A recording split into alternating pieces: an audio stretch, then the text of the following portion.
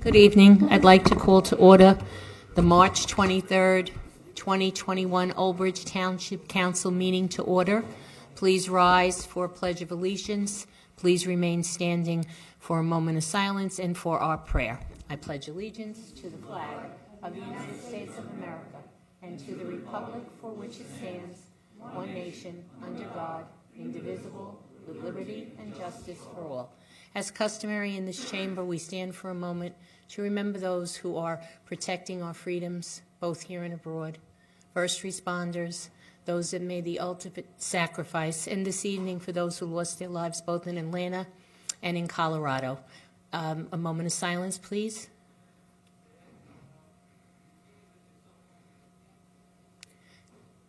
Now, Mr. Merwin. Thank you, Madam Chairman. It's with great sadness that I announced that Patricia Huff, also known as Miss Patty, passed away last March 15th. Pat was the matriarch of the Huff family, married to the late Councilman Joe Huff, and mother to 7 children. Pat was over a 70-year resident of the Lawrence Harbor Cliffwood Beach area, and in reality probably spent almost her whole life. She died when she was 90. It was her first 20 years they spent summers here at the Lawrence Harbor Bungalows. She was a member of the Women's Club, member of the Columbiaettes and the Rosary Society at St. Lawrence Roman Catholic Church. You always knew Pat because of the flower in her hair. And she loved her butterflies. And most of all, her children and the community that she lived in.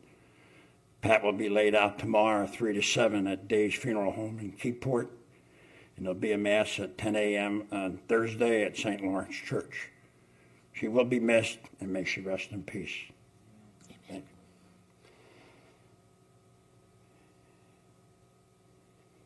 you. Mr. Pescitti, our prayer, please.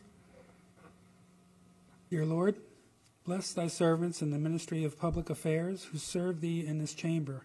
Give us quiet minds and hearts that we may hear thy voice. Help us to know when to speak, when to be silent. Give us strength to oppose the wrong and uphold the right. And grant that we have a good conscience and soul at peace with thee and with one another. Amen. Amen. Amen. Please be seated.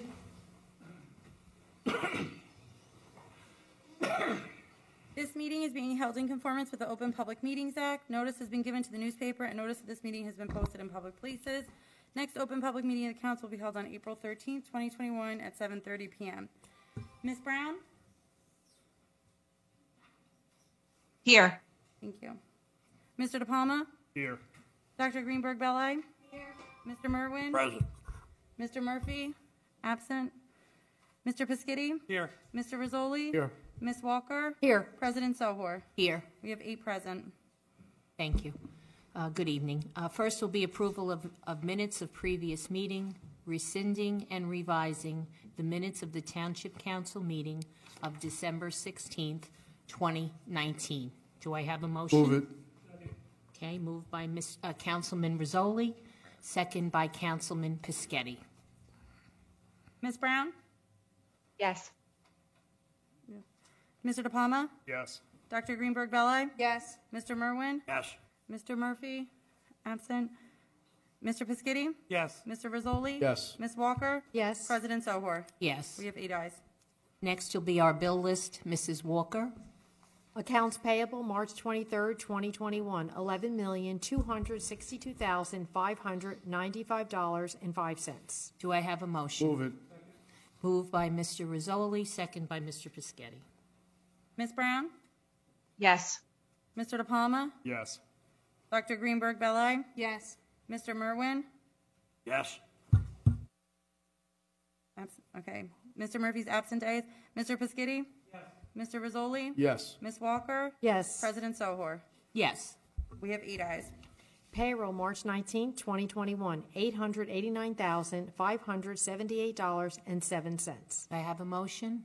Move it. Second. Okay, moved by Dr. Greenberg-Belli, second by Councilman DePalma. Ms. Brown?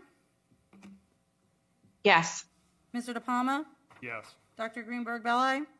Yes. Mr. Merwin? Yes. Mr. Murphy? Mr. Piscitty? Mr. Rizzoli? Yes. Ms. Walker? Yes. President Sohor? Yes. We have 9 ayes, I'm sorry. Payroll overtime, March 19, 2021, $27,194.02. Do I have a motion? Before you continue, I'm Yep. sorry, just for the record, just want to note that Councilman Murphy did enter a meeting at approximately 7:38 p.m. Thank you. Move it. Okay, moved by Mr. Rizzoli, second by Mr. Piscitty. May we have a breakdown, Mr. Thank you. Shaw? Yeah. Good Thank you, Council President. As Councilwoman Walker indicated, the total overtime for this pay period was $27,194.02. There was no really uptick in any other department. For the police department, the total overtime for sworn officer was $23,132.28. Deduct grant, $5,471.41. Deduct ETO, $3,603.36.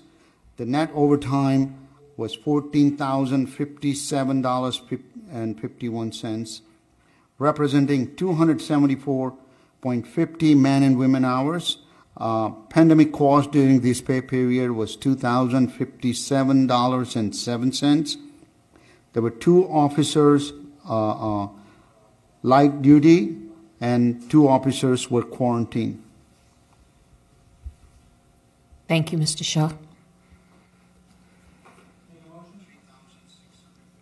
We have a motion. So, Ms. Brown? Yes. Mr. De Palma? Yes. Dr. Greenberg Belli? Yes. Mr. Merwin? Yes. Mr. Murphy? Yes. Mr. Piscitty? Yes. Mr. Rizzoli? Yes. Ms. Walker? Yes. President Sohor? Yes. We have 9 ayes. That concludes the bill list. Okay, thank you, Councilwoman Walker. Next will be presentations. Mr. Shaw?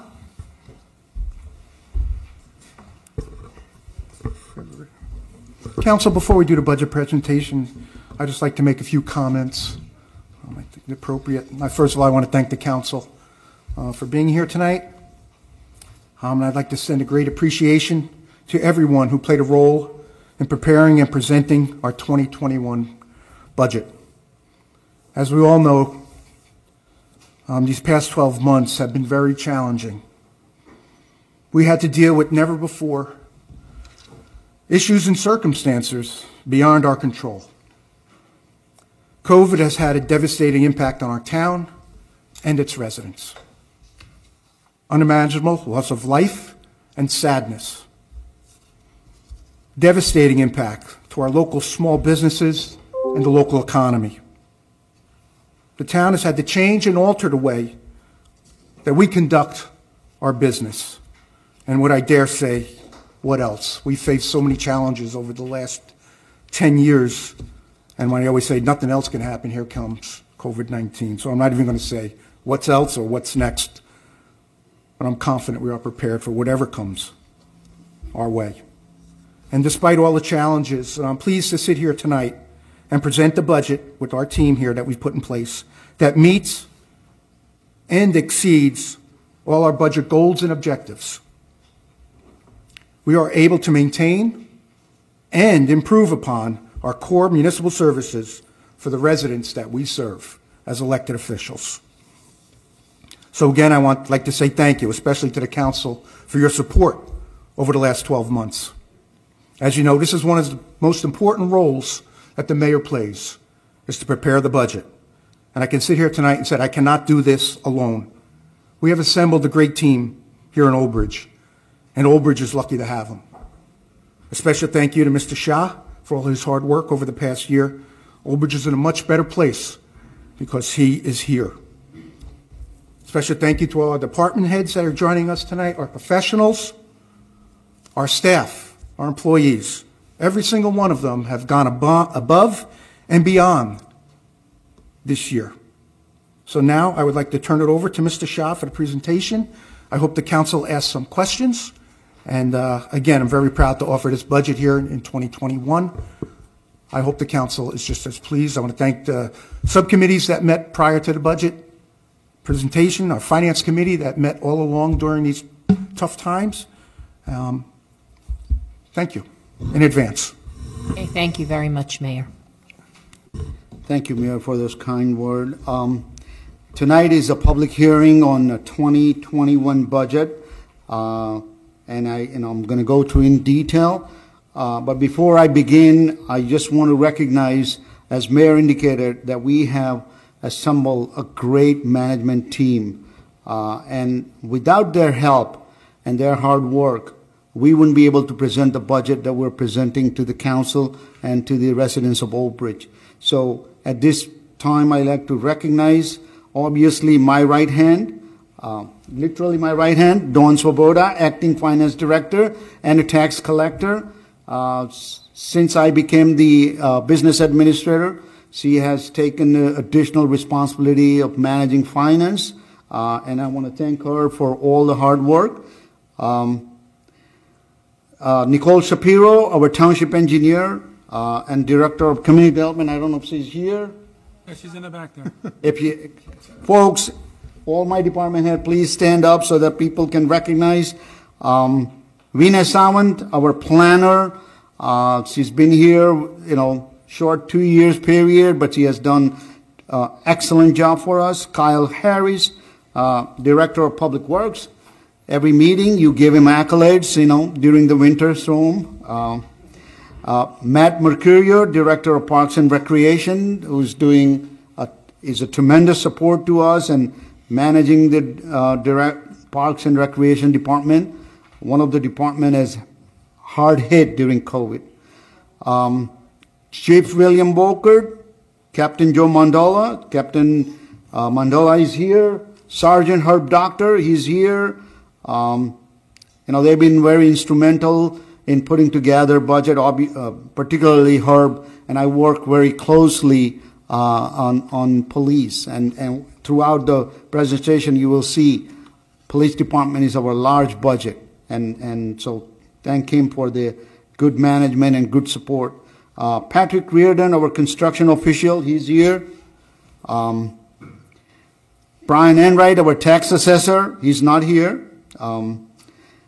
Sue Brousset, court administrator, she's not here tonight. Our new addition on the clerk's office, Gabriella Siboni, our township clerk. She's picking up the things very fast. Avril Lamage, our human resource manager. Avril, without her help, through pandemic and all the rules and regulations, I don't think we could have gone through without, she's managing it tremendously. Tom Summers, MIS director. And Bob Ellison, our auditor. He's a constant advisor to us. He provides all the information with an excellent connection to the state. And so it's helpful. As you see this budget, we do it annually. But there is always a lot of changes, and it's a lot of challenges. And we always turn to him for his advice. And at the end, I want a special thanks obviously to Dawn, but Victoria Carey, my assistant for 28 years, Vicky. She's been working with me. We both started in 1993. And she's been my right hand when it comes to budget, putting all the numbers together, all the calculations. So thank you, Victoria.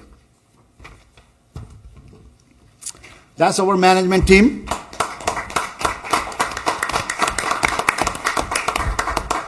And obviously, as Mayor indicated, just not our management team, employees working in every department are very supportive, understand we have made tremendous changes and improvement in delivering service at the most efficient cost to the residents of Old Bridge.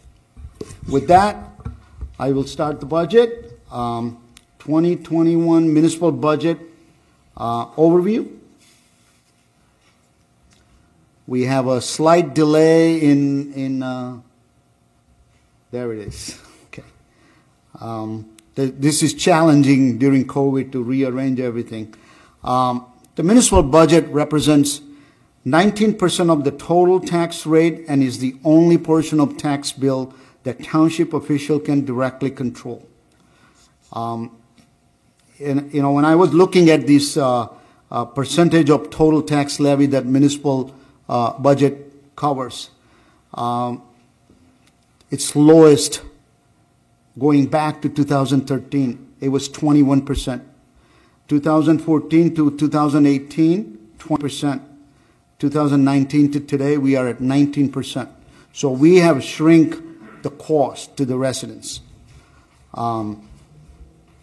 This 19% covers the majority of municipal services that are provided to the residents of the Township of Old Bridge, including code enforcement, community development, which includes engineering, planning, and zoning, health and senior services, parks and facilities, recreation programs, public safety, includes police protections and emergency management, and public works, road, recycling, and snow removal. The remaining portion of tax bill, 81%, funds the Old Bridge Public School, Old Bridge Public Library, Middlesex County Government, Middlesex County Open Space Program, and 4 fire districts, Chesapeake, Lawrence Harbor, Madison Park, and South Old Bridge. By statute, the township collects the taxes for all agency, and township has no control over the agency's budget. They prepare their budget, they set the tax levy, and then county sets the tax rate. But it is a responsibility of municipality to collect and deliver them 100% of their levy. So if we have a collection shortfall, we have to manage that.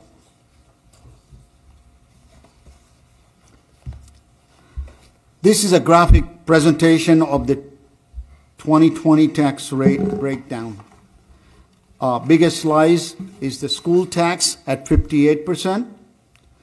Municipal tax is the only tax that township controls. And I'm going to emphasize that because that's a lot of time you get questioned saying, what about school tax? What about county tax?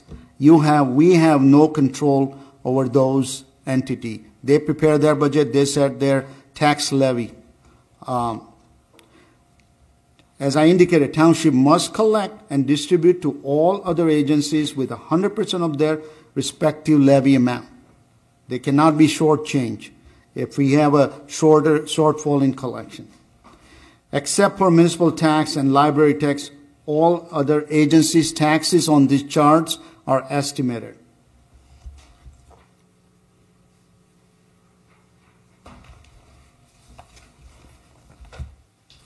(2021) municipal budget goals. Maintain or improve core municipal services for the citizen of Old Bridge. Minimize tax impact and remain under statutory caps. Continue to implement a sound and longer-term financial plan for the township, and you'll hear about that in detail throughout the presentation. Identify potential area of operation improvements and or cost savings for 2022 and 2023. So when we prepare our current year budget, we always look at the impact of what we do today to next 2 or 3 years. For the past 3 years, one of our financial goals was to improve customer service. Thanks to our department's efforts and everybody participated in that, results have been positive. In 2021, our focus is continue on customer service, but we also started improving our communication between departments, communication with the council members, and communication with the residents of Old Bridge. We have successfully utilized our website, social media, to effectively communicate with our residents.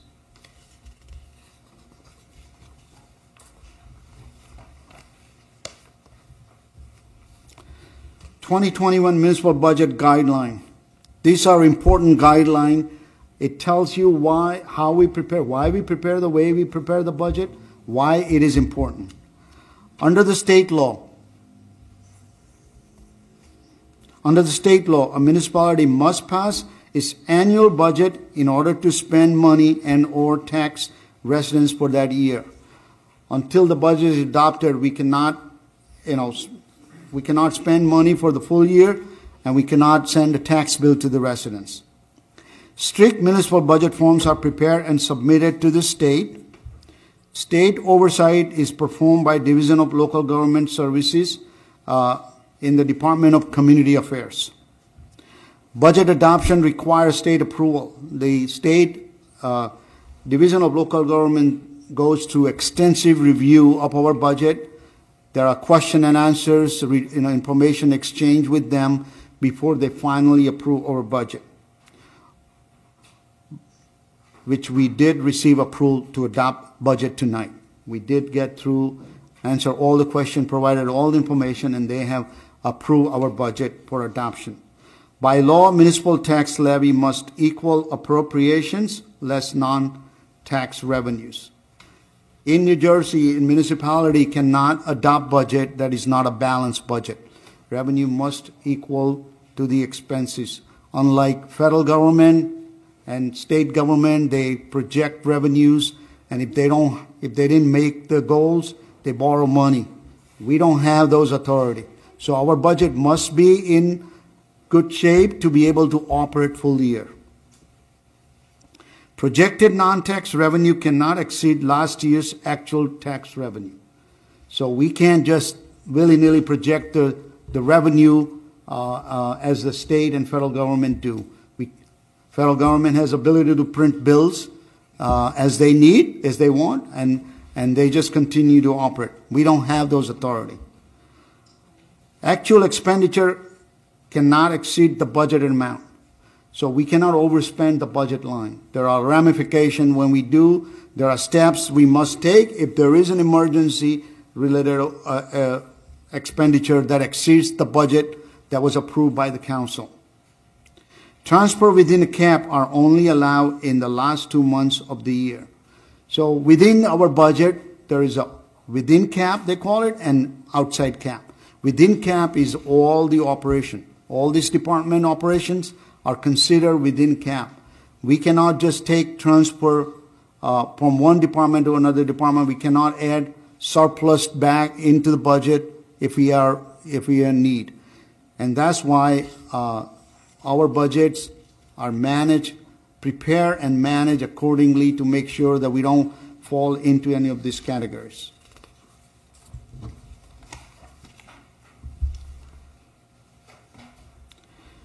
(2021) municipal budget development process. It is an 8-month development process from start to finish. August 2020, memorandum and budget guideline was sent to department heads. September 2020, department budget request submitted to finance department. October 2020 to January 2021, department budget review meetings with administration. So department met with administration in providing detailed explanation of their budget request. February 2021, proposed municipal budget finalized and transmitted to council on February 19. Municipal budget was introduced on February 23rd by council. March 2021, state aid certification was received on March 5th. Without a state aid certification, we could not adopt budget. Council budget subcommittee meetings were held on March 1st, March 11th, and March 15th, where we went through entire budget line item by line item. Municipal budget public hearing is tonight, and hopefully budget adoption is tonight. Again, the state has reviewed and approved our budget for adoption tonight. If adopted tonight, my staff in finance will start working on 2022 budget starting tomorrow.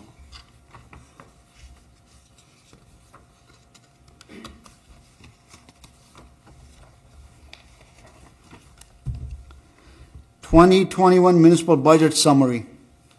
The 2021 proposed municipal budget calls for $55,994 in expenditures.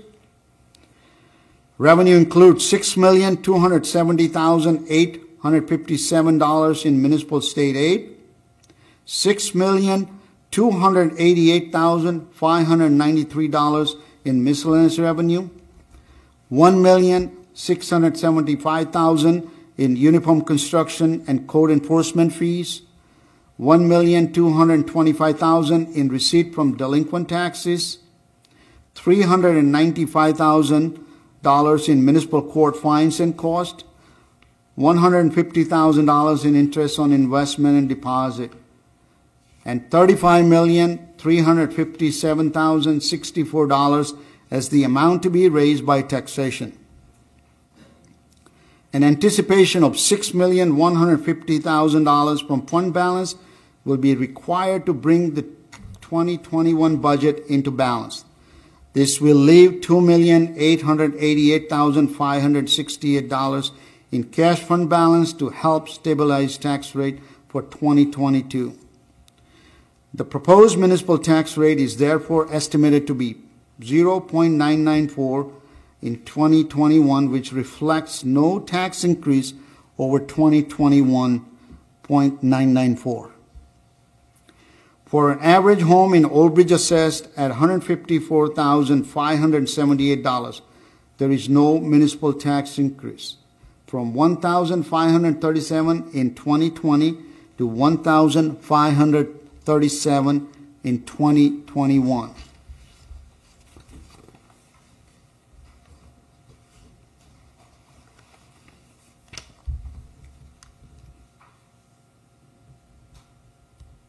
Folks, our slide, it takes a time to refresh because it's not a direct connection.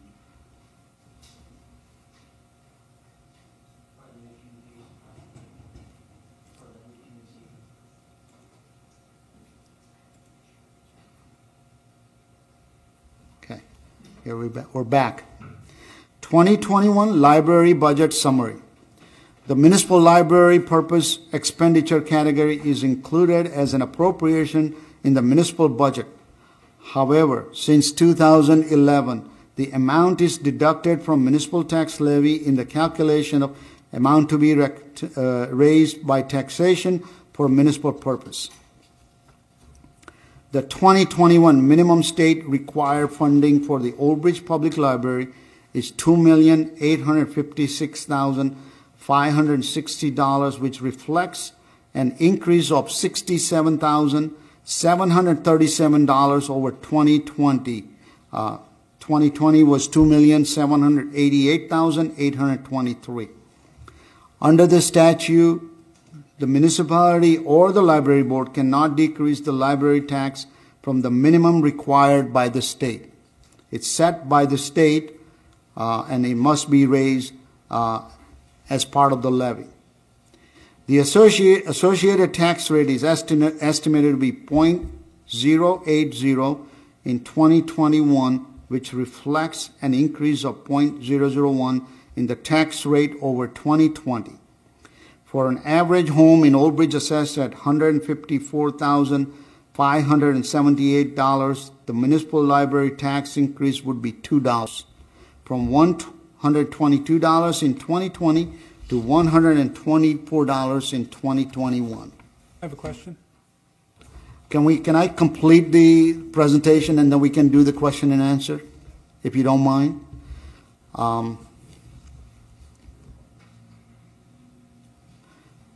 So now we are going to go through 2021 total budget summary, municipal and library combined. The total general appropriation for 2021, including municipal library purposes, $60,912,554 compared to $59,835,136 in 2020 budget as modified. This is a total budget appropriation increase of $1,077,418 or 1.80%. The proposed tax rate for both municipal and municipal library purpose for 2021 is therefore estimated to be 1.074 4, which reflects a tax increase of 0.001 over 2020 of 1.073. For an average home in Old Bridge assessed at $154,578, the proposed municipal and municipal library tax would be $2 from $1,659 in 2020 to $1,661 in 2021. Again, the only increase is the increase from the library tax.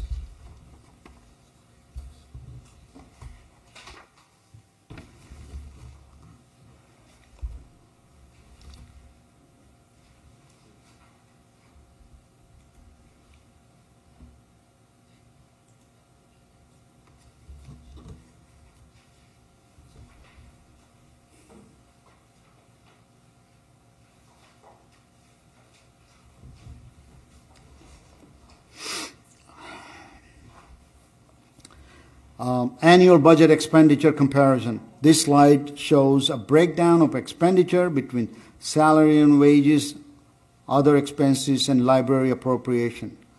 Other expenses are in the blue, salary and wages are in red, library appropriation is in green. Since we are service industry, obviously labor costs are our biggest expenses. However, we have been able to control the salary cost with an average increase over the last 5 years of 2.64%.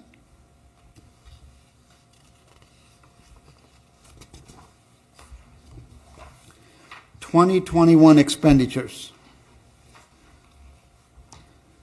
The salary and wage expenditure category has increased by $541,586 from $23,244,910 in 2020 to $23,786,496 in 2021.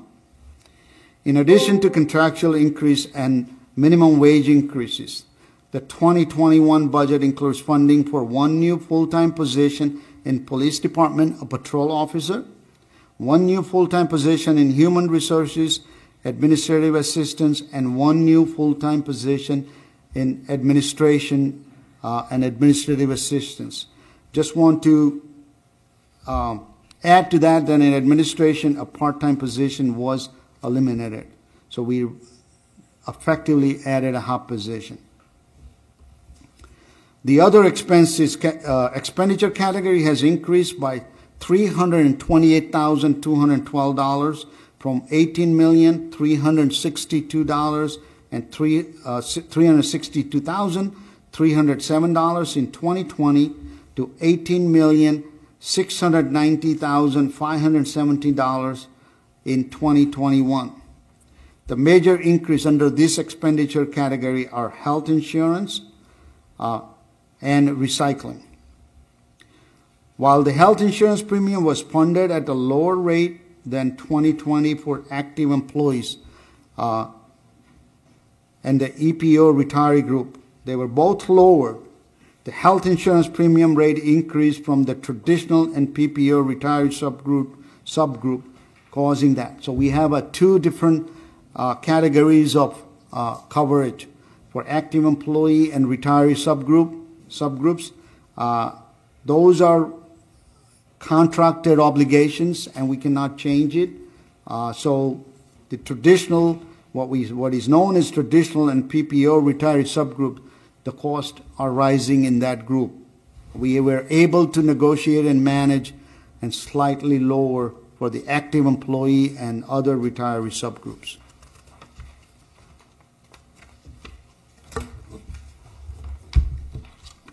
The municipal debt service expenditure category has increased by $160,071 from $206,382 in 2020 to $5,366,453 in 2021. This increase is a result of an amortization of previously issued bonds and notes, and we'll talk more in detail about the amortization in later on and in capital presentation. The statutory expenditure category has increased by $365,719 from $5,112,594 in 2020 to $5,478,313 in 2021. The major increase under this expenditure category is police and firemen retirement system. The rate for the contribution rate in 2020 was 29.80% of the total salary. In 2021, rate was increased to 32.37% and 2.57% increase. The deferred charges expenditure category has increased by $102,259 from $100,290 in 2020 to $202,549 in 2021. The major increase under this expenditure category is a contribution to Arena Utility Fund. The Arena Utility had an operating deficit in 2020, requiring a larger contribution in 2021 due to COVID.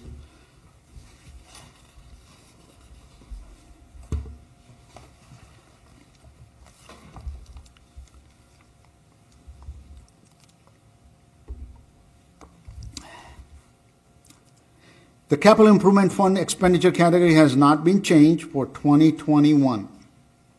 The proposed budget anticipates the same level of funding as last year at $260,000.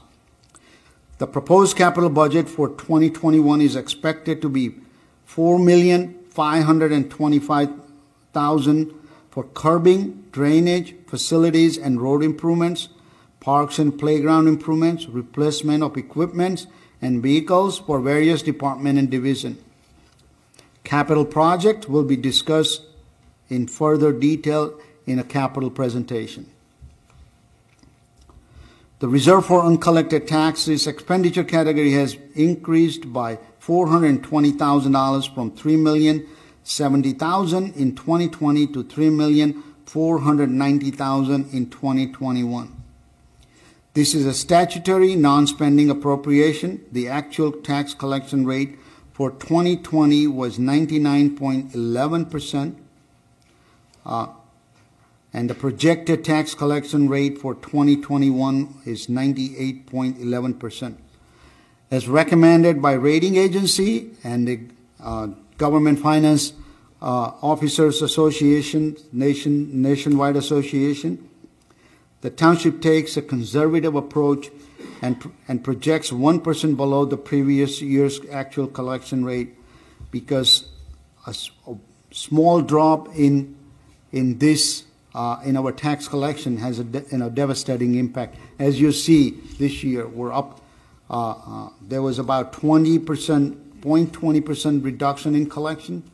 It added $420,000. So it's an important category to be conservative and to hedge against potential downward collection.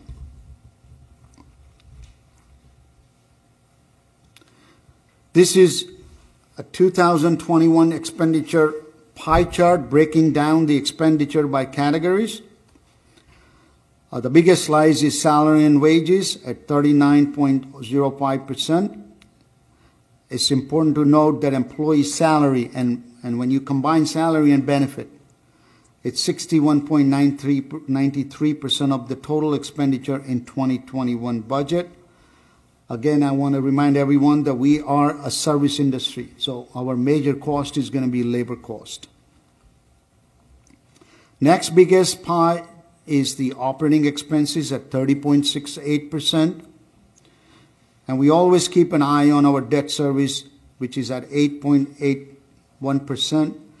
And we'll discuss that as part of a capital presentation, but I just want to remind everyone that the rating agency does look at the amortization and the debt service in the budget. When it starts exceeding 10%, they start, being concerned with the rating.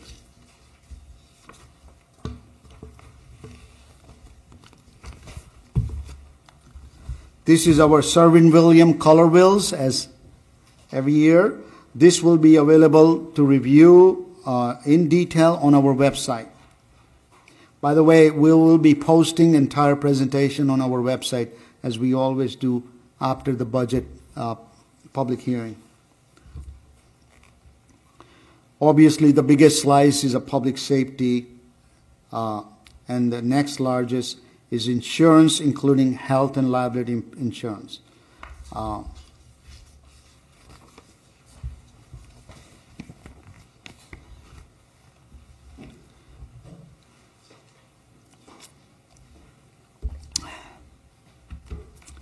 2021 revenues, you will see the impact of pandemic as Mayor explained, the devastating impact on not just us, our town, but all town, everywhere, I guess worldwide.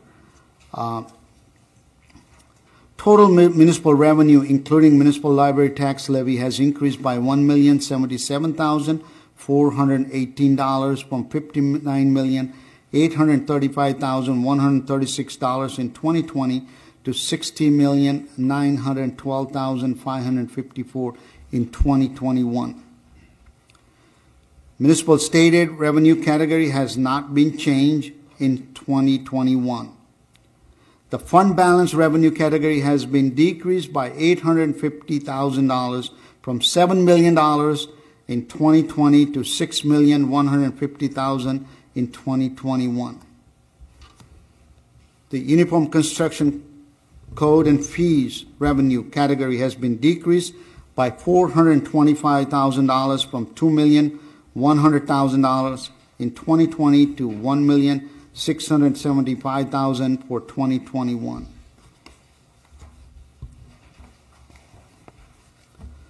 The municipal court fines and costs revenue category has been decreased by $30,000 from $425,000 in 2020 to $395,000 for 2021.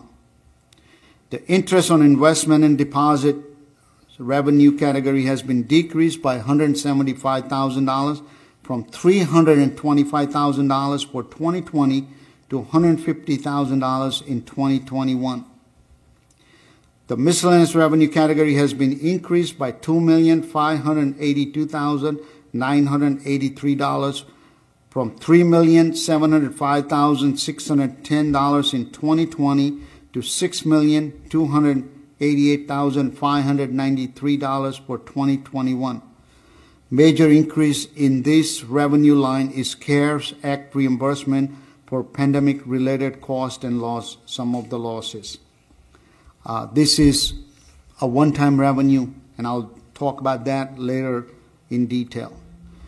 The receipt from delinquent tax revenue category has been increased by $525,000 from $700,000 in 2020 to $1,225,000 for 2021. The amount to be raised by taxation revenue category has been increased by $292,885 from $35,064,180 in 2020 to $35,357,664 for 2021. Even though there is an increase in the levy amount, the tax rate increase is zero due to the increase in our assessed value.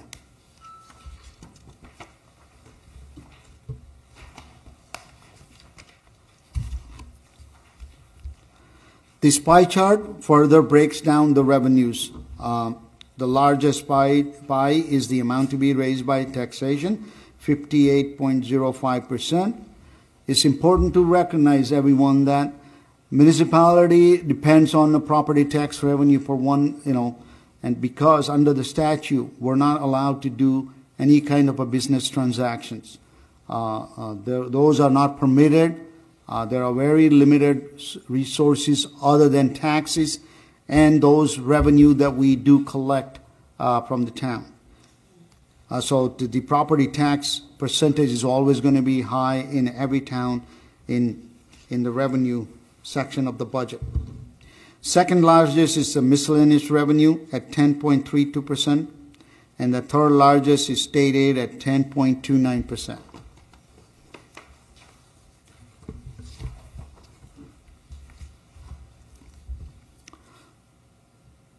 We're going to go through several slides to show you more in depth about those revenues. Municipal state aid. State aid has been flat since 2016. In fact, it is flat since 2011. We only present 5 years, but this line is flat since 2011. And it's down over $2.5 million from 2008. The state is obviously it's not picking up the state mandated municipal service cost.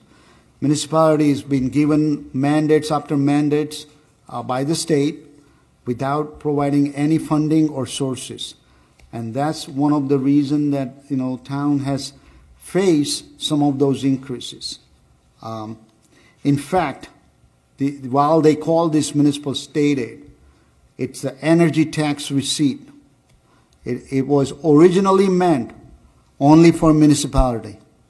State decided to say they will collect the money and redistribute it to town. Then they started siphoning money out of that to support state budget. And now the big portion of this revenue that was dedicated is now going to the state to support their budget and their mismanagement. And I think it's important to highlight some of those issues that that we deal with it. It used to be called one time franchise and gross receipt tax, and you would see that if you had looked at your utility bills. It was saying that franchise and gross receipt tax. They changed to energy tax receipt, and now they control majority of that revenue.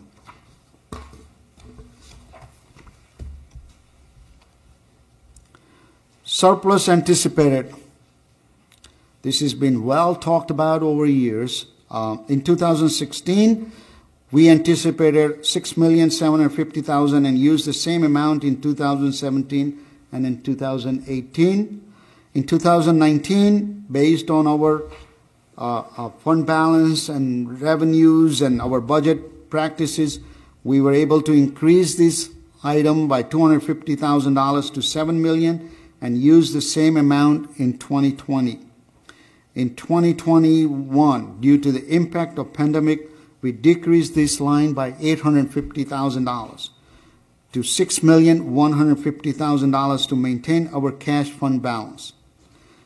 And the next slide will show in more detail the relationship between the fund balance and surplus that has been debated over years.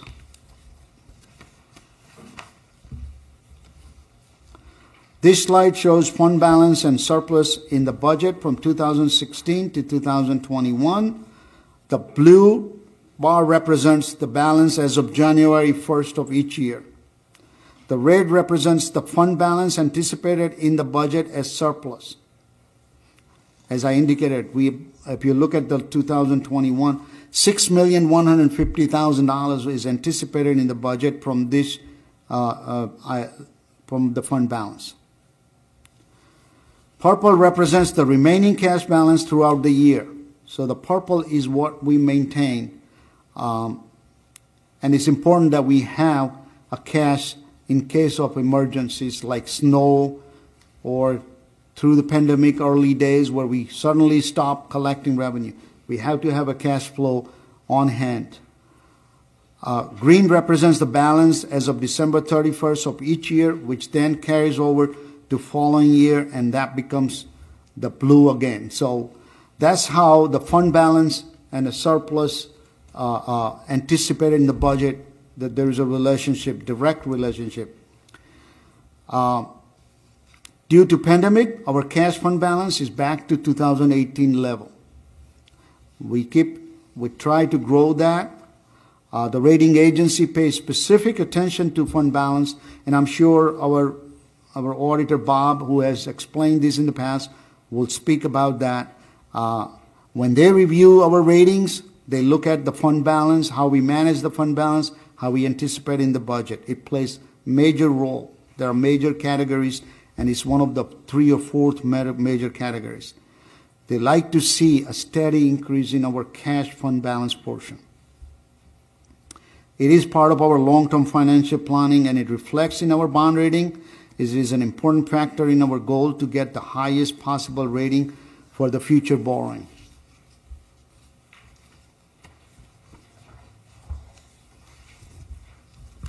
Uniform Construction Code fees. Anticipated revenue was decreased for 2021. We had a either level or slight increase over years, but this year, due to COVID, it went down. When anticipating revenue for this item of revenue, we look at a historical trend as well as the projects approved by the Planning and Zoning Board and the Redevelopment Agency. In our analysis, that plays an important role before we recommend council to anticipate budget. And this year we recommended lowering it because of the shortfall in revenue. Constructions are slow. Hopefully they come back at full speed maybe later this year. Municipal courts, fines and cost. The court's ability to collect funds were restricted due to COVID, and there is a slight decrease in the revenue. Although our court has done, they used whatever the technology means, and they did a lot of court sessions through Zoom and did collect funds, but the statute has not allowed them to go out and collect the people who hasn't paid their fines. They cannot issue summons related to that, so they are limited in their ability to collect the funds.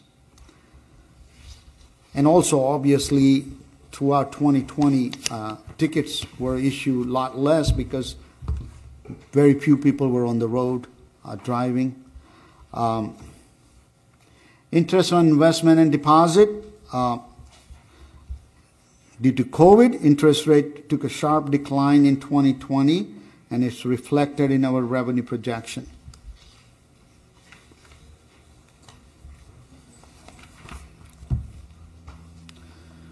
Miscellaneous revenues. This miscellaneous revenue includes interest and cost on taxes, tower rental fees, interlocal service agreements, pilots, cable franchise fees, fees and permits, state and federal grants. And there is a one-time revenue included in that is the CARES Act reimbursement. We wanted to put that back into the budget and return it to the taxpayer because it's the cost raised from the previous budget. Generally, we don't like to use a one-time revenue. That has had a major consequences in creating a structure's imbalance. But we feel that this will not create a structure imbalance because revenue will start to rebound as we come out of pandemic, and then we won't need to worry about replacing this line.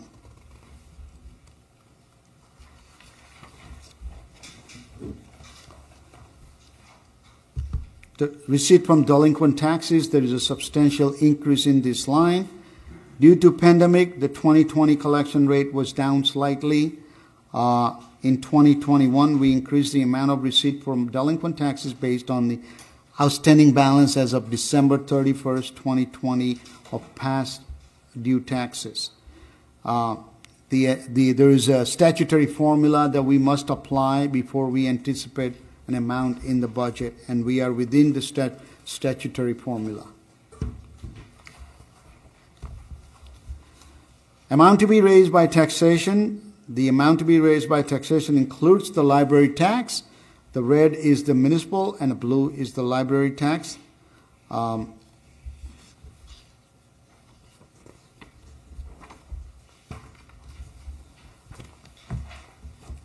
Statutory caps.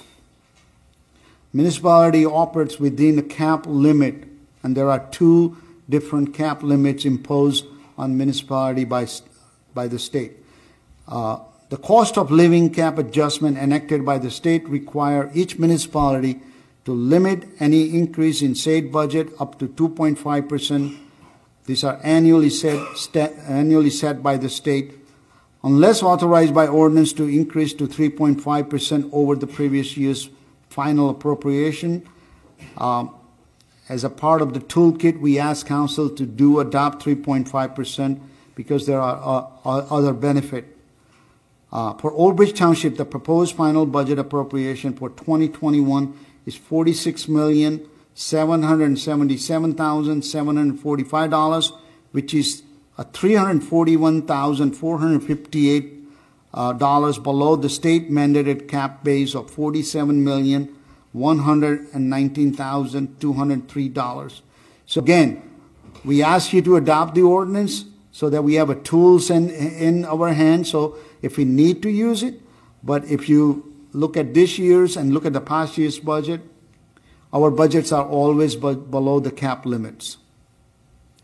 The property tax levy cap enacted in 2010 by state requires each municipality to limit the local government unit's amount to be raised by taxation to no more than 2% over the prior year's levy. The state allows specific exceptions for health benefits, pension, length of service, award program for volunteers, capital improvements, and debt service. For Old Bridge Township, the proposed municipal tax levy for 2021 is $35,357,064, which is $960,392, almost $1 million below the state mandated property tax levy cap of $36,317,456. Township always budgets based on the need to provide effective services to the residents of Old Bridge.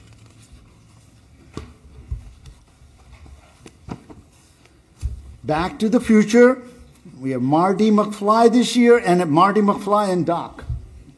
These are all my assistants finding. Fiscal health fact check, and we always compare to 2011. Municipal budget has been stabilized with an average annual increase of 0.93% from 2011 to 2021. So if you look at the CPI, you'll see CPI is higher than that.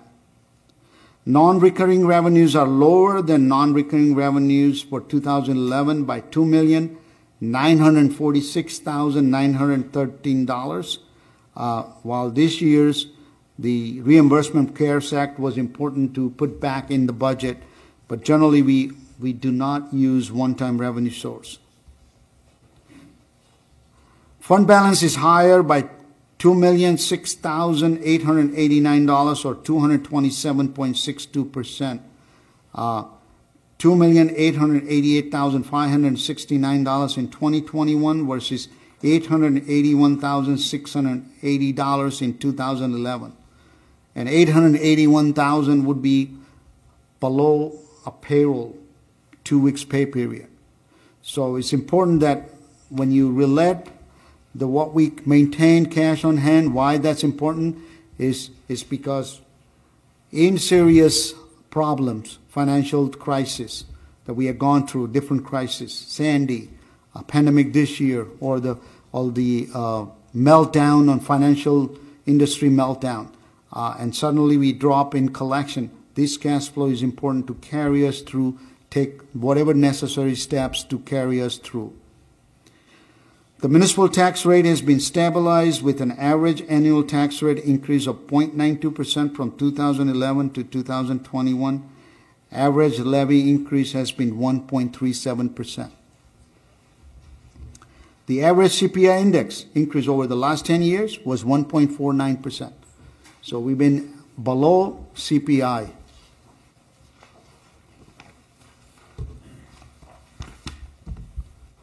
Bond ratings.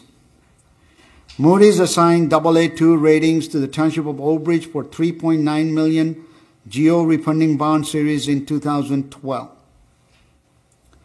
Moody's assigned AA2 ratings with a positive outlook to the Township of Old Bridge for $9.8 million GO bond series 2014. That was our first upgrade by Moody's. Moody's upgraded rating to AA1 and assigned the new ratings to the Township of Old Bridge for $3.7 million Energy Savings Improvement Bonds Series 2015. So now we are upgraded from one notch from AA2 to AA1. Moody's assigned AA1 rating for Old Bridge Municipal Utility Authority, OBMUA, for $5 million revenue refund bond series 2016. So when we upgrade and maintain high bond ratings, it just doesn't help us. It helps every entity in Old Bridge that needs to borrow funds. OBMUA does that, and so is the school. They all benefit with a lower interest rate. It's a direct relations. Moody's assigned AA rating to the Township of Old Bridge for 20 million GO Bond Series 2017. Moody's assigned AA ratings to the Township of Old Bridge for 8.5 million GO bonds in 2019. So as of today, we maintain AA1 rating, which is a one notch below the highest rating that Moody's issue, AAA. And there are factors involved in their rating review. When they review, we have gone through several reviews. They look at the financial health, the management of the town, and then demographics and the wealth of the community. And we're pretty much meeting every line. I'm hoping someday that we'll go to the AAA. If we continue how we do the budget, how we maintain our financial and the effective management. So, our future, I hope it's not the mask.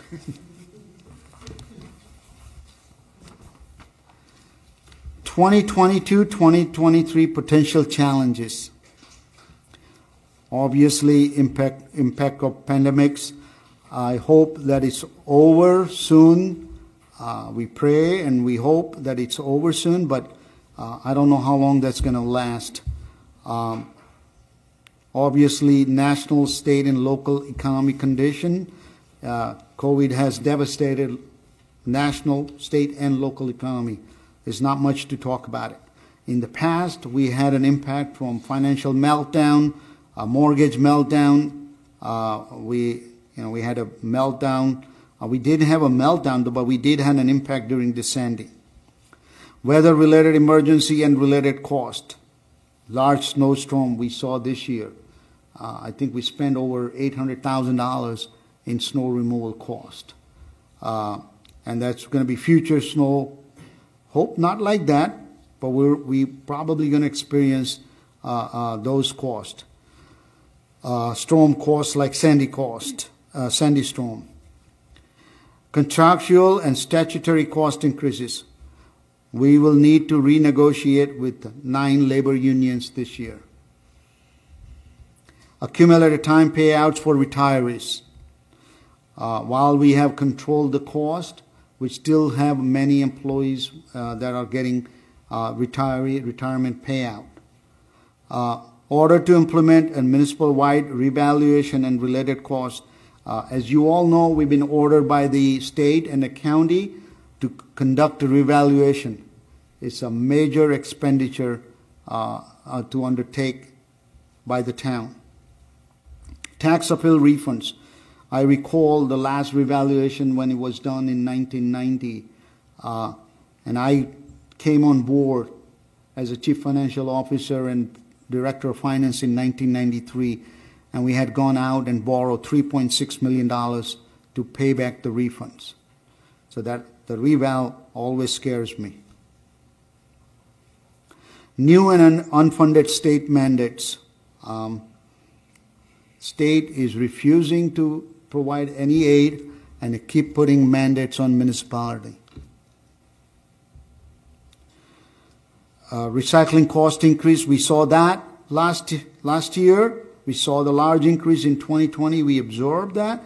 We do have a contract for 3 years, which is going to expire March 31st, 2023. So we don't know what the type of increase the next contract will bring. The entire recycling industry is going through dramatic changes.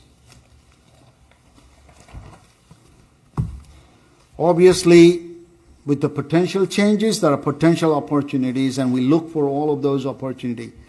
Ongoing cost containment strategy.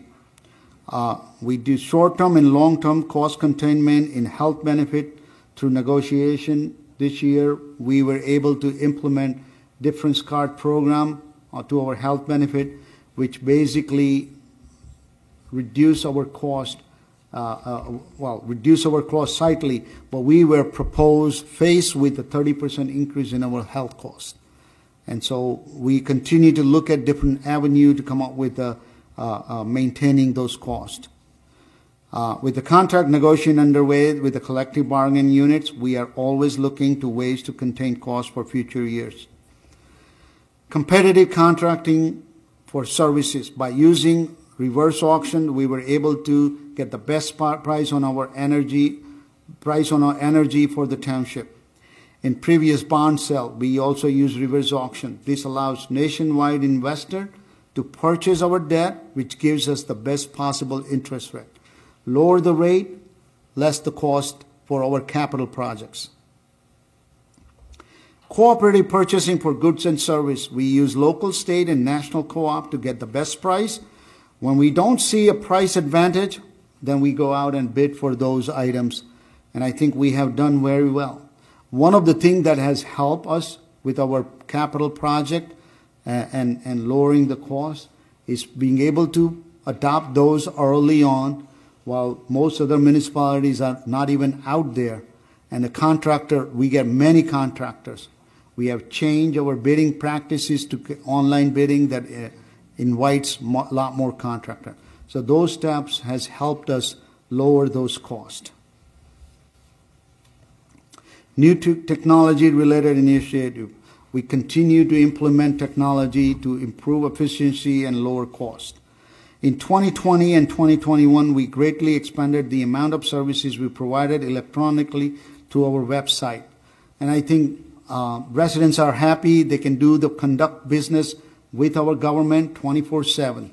A lot of those now online. We added online application and payment system for engineering department for road opening, tree removal permits, certified property owner list, planning department, planning and zoning board applications, and clerk's office for various permits and licenses. We have digitized records in engineering, planning, legal, human resources, and clerk's office, making them easily available to employee for OPRA requests. We are buried with OPRA requests, and it takes long time to generate those documents. This process makes it easy.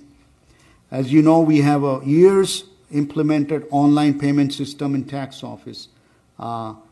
And if you compare the Old Bridge Township tax office, we are basically staff of 2.5 for over 20,000 line item. If you compare the same size of municipality in other municipalities, you'll see they have a probably double or triple staffing. And just imagine the labor cost for that. So we are continue to implement technology initiative to make things better and efficient and cost effective. Federal, state, county, and local grants program. New contracts with grant consulting firm focuses on receiving the maximum amount of grants. CDBG grant through HUD provides annual federal grants and additional CARES Act funding. In 2020, we were able to offer small business grants and rental mortgage assistance to the residents.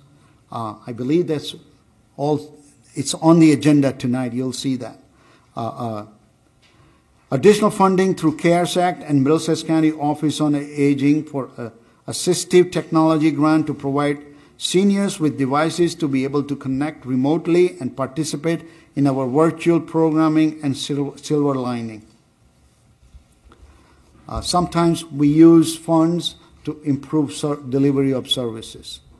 Additional or enhanced share services with Old Bridge Public Library, Old Bridge Public Schools, Middlesex County Government, Hackensack Meridian Raritan Bay Hospital, and or neighboring municipality. Share service with the county for recycling program and health services. Share services with the Board of Education for school security and before and after daycare program. Opioid recovery with Woodbridge Township. Municipal Alliance for Opioid Awareness with School and Hospital, share services with the Monroe Township for Animals Shelter Services. Business Alliance by Mayor's Office of Economic Development continues to work with the businesses in town.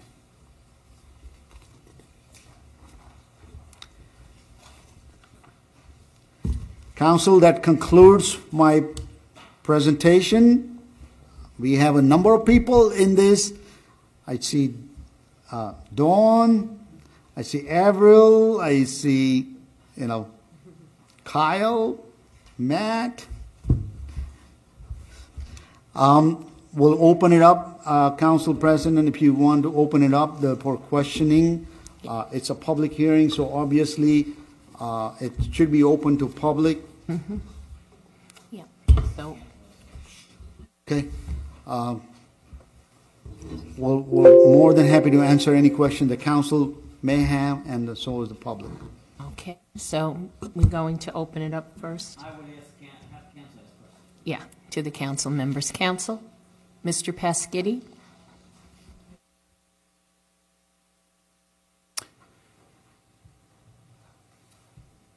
Good job, Macho. I'm really proud to be an Old Bridge resident, and I'm not just blowing smoke. I mean, for 4 years, your entire team, the Old Bridge employees have done a fantastic job. Keep the tax rate to zero or near zero, and increase the services in town. So kudos to everybody. Good job. So I have a question about the library. How is it calculated? Library appropriation now is a number that we are given by the state Division of Local Government Services, and library. Also, there is a division of library, state division of library, that provides that information. There's a calculation, they call it 1/3 of a mil. It's based on your total assessed value divided by, a formula, and then arrive at numbers.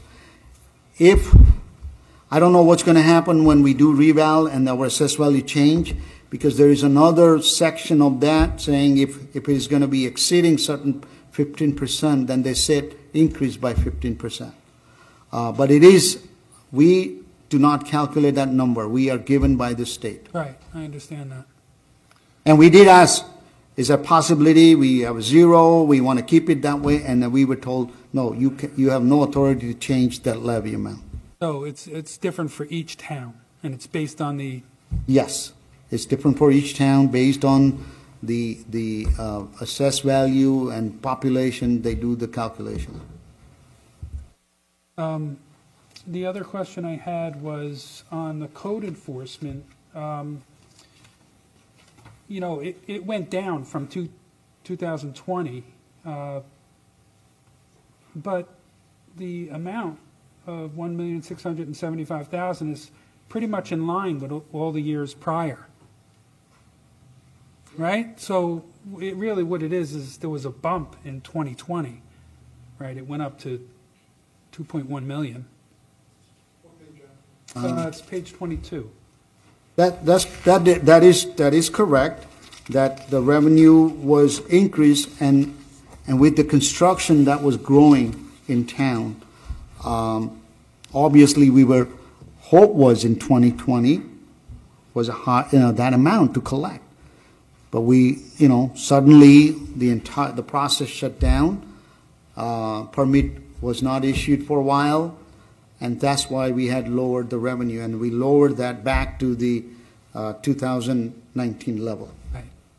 Okay, very good. Thank you very much. I'm done. Okay, anyone else?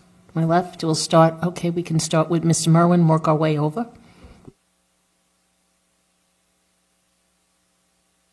Got to turn that mic on.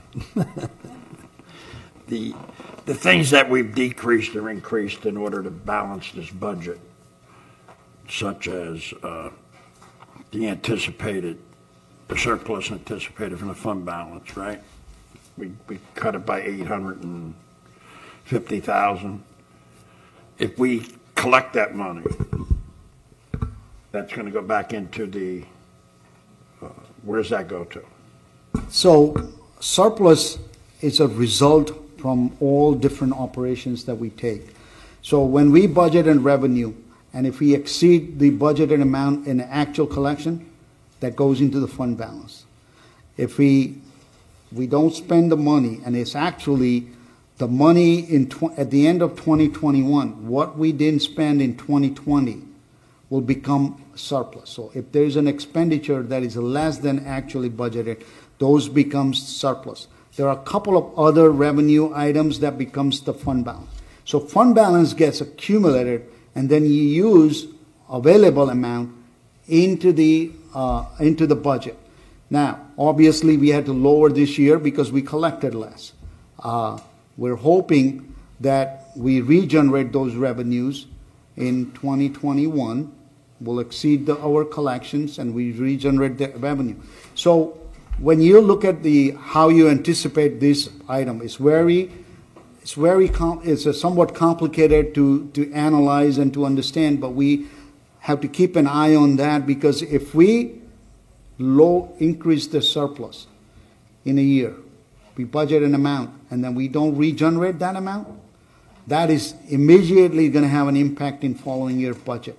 There's two types of impact from revenue. Revenues are hard projecting and budgeting, because if we have a shortfall, it has what I call double whammy effect. Now you have to lower your revenue items in next year's budget, and your surplus goes down.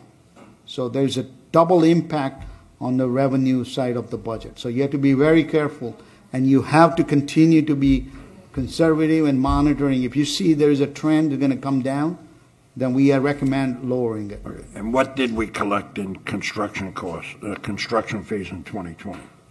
I know we budgeted 2.1 mil. What did we collect?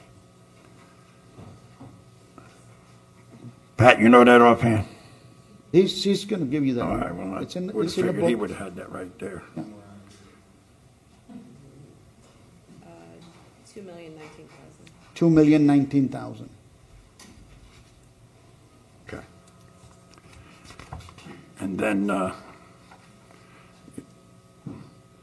so we now decreased the police department, and we anticipate them not writing much tickets, but now that the COVID is becoming out and they're out there making up for lost time, making our streets safe, which is a great thing. Let's hope so. So hopefully there'll be. So this is yes. Yeah, this is Unfortunately, Councilman, as you know, COVID is an unpredictable situation. My question is fund balance, surplus. If we make all this money back, you say it's a surplus. What is going to get done with that money? So if we've anticipated a couple of $1 million less income, and we get that income, who's going to benefit for that income? Will the taxpayers get it immediately, or are we going to that will be part of plug in gap? And my question. I'm not going to use the word. We don't play. Those numbers I didn't are say there. play. I said plug and gap and Plug in. We don't. It's not as simple as plugging in numbers. It's obviously every penny that we collect in fund balance, we anticipate in the budget, and it goes right back to the taxpayers, because you got to remember that 2022 budget, we have some challenges. If the revenue does not make those numbers, remember there's a one-time revenue I mentioned. That's going to come out of the budget. Right. We're not going to get those money again. So now that is going to create a hole, that hope that additional fund balance will pick it up and fill those gaps. Does that make sense? I know it exactly. Just want to hear you say that. That's all. Okay. That's it. It's a great budget. A lot of work gone into it. I understand that. I think it may have lowered the anticipation a little bit, but you guys are the expert, not us. all right? Because if it turns out you weren't the expert, because we're going to be yelling at you and pointing at you, not us. So, thank God Dawn's in that office. That's all I have a thick skin. I have a thick skin. I've been blamed many times. Exactly. That's all I have. Thank you. Okay, you through, Councilman Merwin? You done, Mr. Merwin? Yes. Okay, next will be Councilman De Palma. Thank you, Madam President. Just two quick questions. With the library levy, you said that the state mandates an increase every single year? State mandates the amount of the levy, and it came up as higher than last year. Okay, so, all right, so the library board and no one else, they don't have any control No, they don't whatsoever have over it. control. Okay. And then the revenue decrease that he spoke about, that we are applying that one-time revenue number to the CARES, the pandemic funding, right? We are anticipating theoretically getting that back in 21, right? Well, obviously Hopefully. not the CARES revenue. No, not that the CARES revenue, reimbursement. the other revenue, But we're the gonna- hope we're is that other anticipating. revenue will regenerate back to the level we had that will provide that gap, filling that gap for 2023. Okay. And not for now, but I would like if you can explain to me why the state has decided maybe not to give us an increase since 2011. Maybe offline, you and I could have a conversation and you could explain that wacky math to me. I'd appreciate it. I'm passionate about it, so. Well, no, I do want to understand that, because a 9-10 year run without an increase from the state, and even though the state taxes have increased and they are mandating more and more of the township, I would like to just get a little bit more of a primer as to your thought process on that. And congratulations on the bond rating. That's a great thing. And also the police department on adding another officer. I think that is absolutely phenomenal. Thank you. Okay, thank you. Mr. Rizzoli? Thank you, Council President. Mr. Shides, we discussed this in the budget workshop. Can you just explain to parents out there the funding for our aftercare programs and the situation right now with that? Because there's been a lot of inquiries about that. Okay. Thank you. And great job, by the way, Dawn. Thank you. The before and after care program is not part of our budget process. It's what is called dedicated account. The program is self-supporting. The revenue that the students' parents are paying the fees in the program, and the cost of associated program is paid for that. Program is right now suspended. I guess, lack of better word, I'll say suspended for now because of this COVID requirement that we cannot, the facility is not there. I mean, it's a very successful program for the town, a lot of participation, but unfortunately in facility we cannot manage the social distancing and all the protocols. We are in communication. Matt, the program is run under our recreation department. Matt has communicated with the school when they are ready to provide us the facility, and where this requirement of the school, the social distancing requirement comes down enough where we can manage the program with the staff, we will bring it back. So, I mean, I don't know beyond that what I cannot tell you anything else, because, it is the impact, and we understand it's a popular program. Parents want this program back, and we want it back as soon as we can. Thank you. Mm-hmm. Are you through, Mr. Rizzoli? Okay. I believe, Can I just ask a question on that question? all right, and then we have to move on. If the schools are going to be open 5 days a week, and they're meeting the social distancing rules, how are we not able to meet the social distancing rules for this aftercare program? Okay. So, well, I mean, as soon as school gives a green light and go there, but I can tell you that the social distancing in place in the classroom versus the gym settings where we will have, you could have 100 kids in this before care, after care program. They are not in the classroom. They don't have all those dividers that we set up. So, now capacity of that gym maybe not enough for all the children to be there.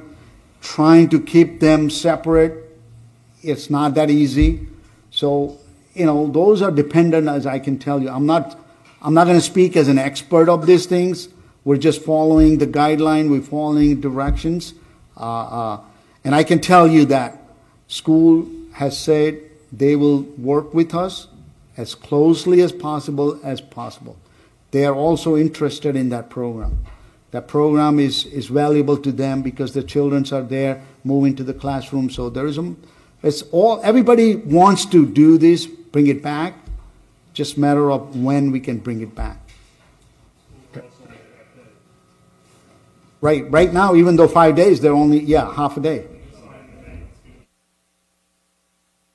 My hope is that by the time they go in, I don't know if we can start this program this school year, but we have a mat is geared up, prepared, and hopefully in the fall when the school reopens, that we'll have that readily, we'll have that program available.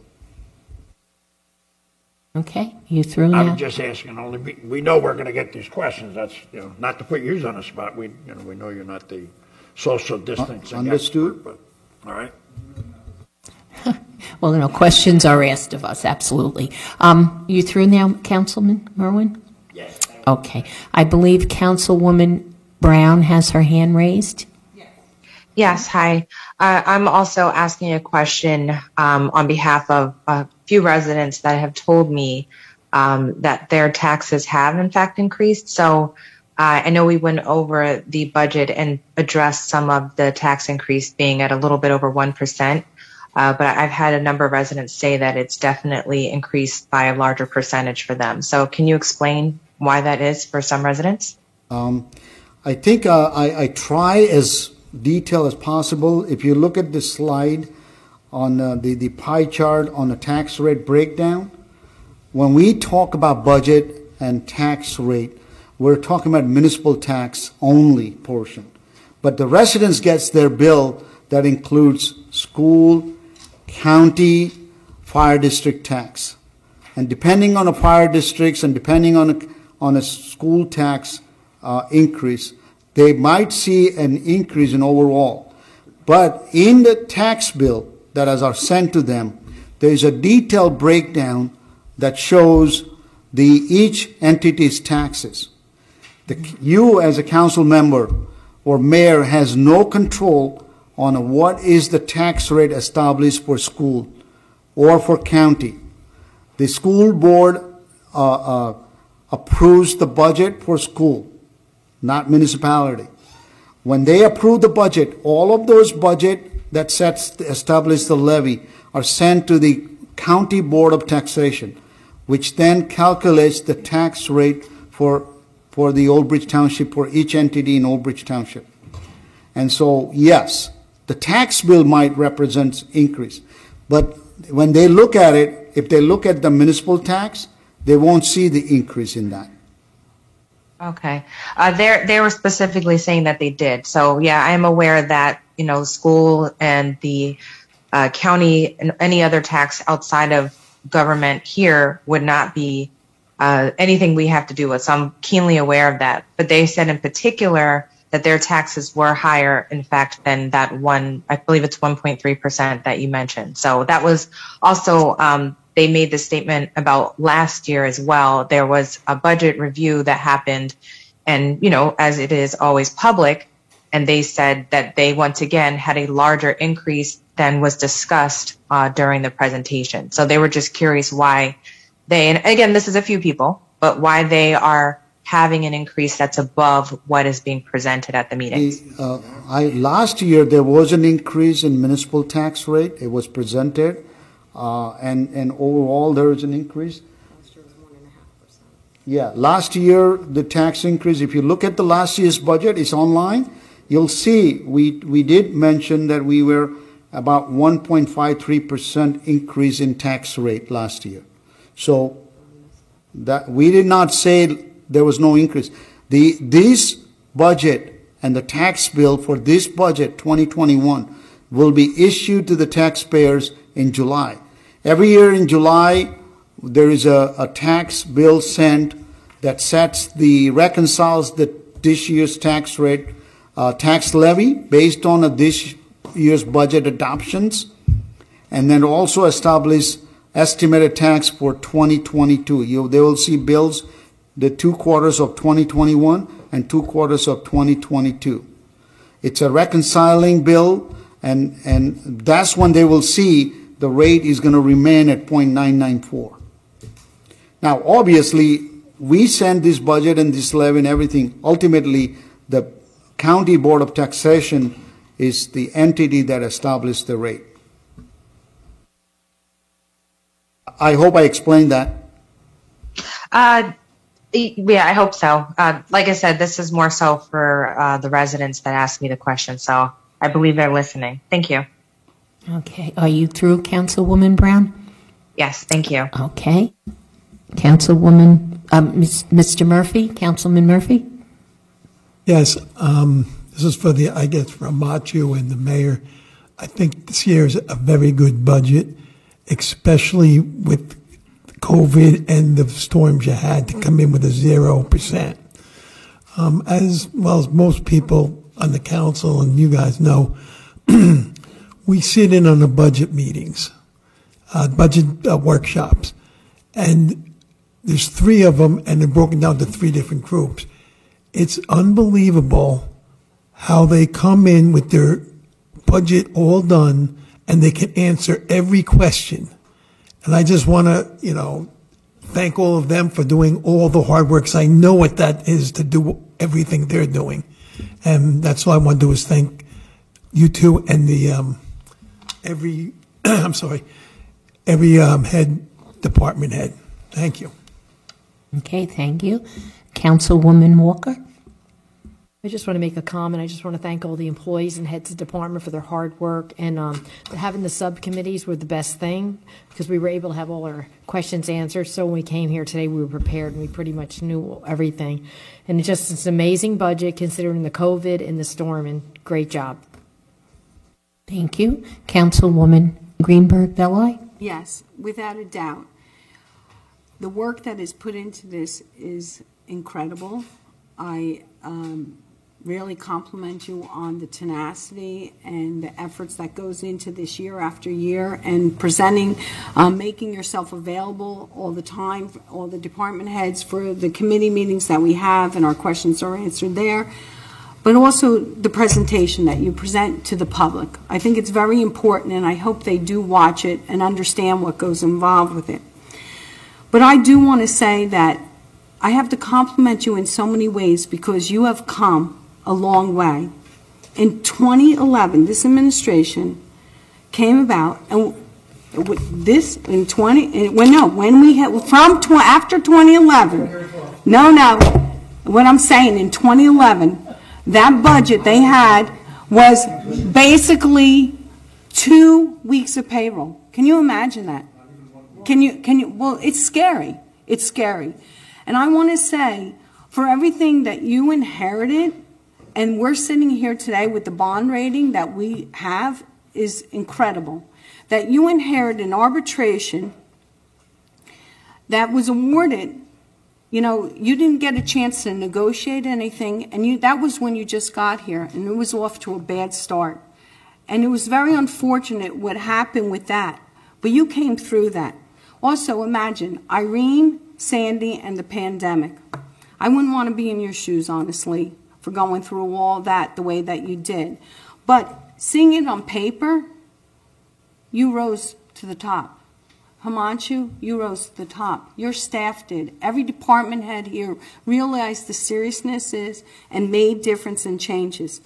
So the thing that I want to say is, going through this budget, not only the hard work and the sacrifices and everything that's been done, it is astonishing to me that the only thing that in this state that doesn't go up, because taxes go up all the way in the state, the only thing that doesn't go up is the state aid to Old Bridge. So I want to ask why. Do they give a reason why? No. Do you ask? And so when you ask, they don't have an answer. No, as the energy tax, there was a two-part of the state aid, the energy tax receipt, which is actually municipal revenue, and they siphon majority of that for the state budget now. The second part was, they call it consolidated municipal property tax relief. So what they started to do as your energy tax goes up, they started reducing the second piece. So that's why they kept everything flat. The energy tax receipt was going up. We're supposed to get our share. But in order to keep it flat, they lowered the second piece. They keep lowering every year. But in a nutshell, those questions were asked. I have asked in the past when I attended the conference or the state officials, but they basically laugh at you. Have you ever done any comparisons to other towns, how their state aid, does it remain stable, or does it go up, or? Every town is facing the same tune. I'm not going to say we are the only one. Mm-hmm. They're doing it to every town pretty much the same way. They're lowering the revenue, the Comtron. Some of the town, they now have a limited, some of the town, smaller municipality has completely lost the second piece. So now they only have energy tax receipt, which by formula might go up slightly. But other than that, most major municipality, most larger municipality that is still getting the two piece with both revenue, they're all flat.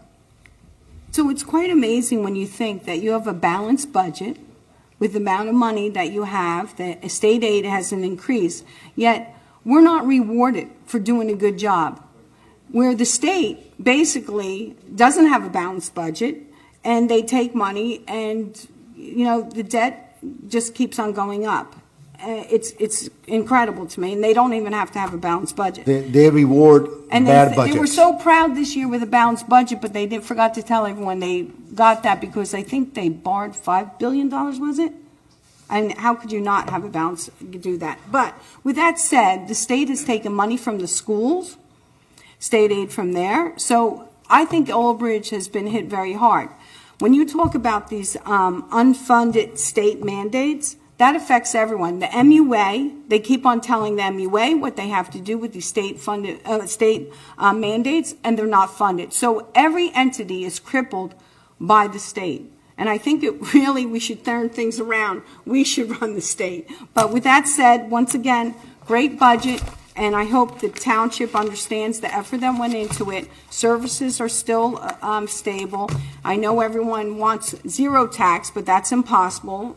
Wages have to go up, pensions, health insurance. It's a fact of life, but you do a very good job, and I compliment everyone involved. Thank you.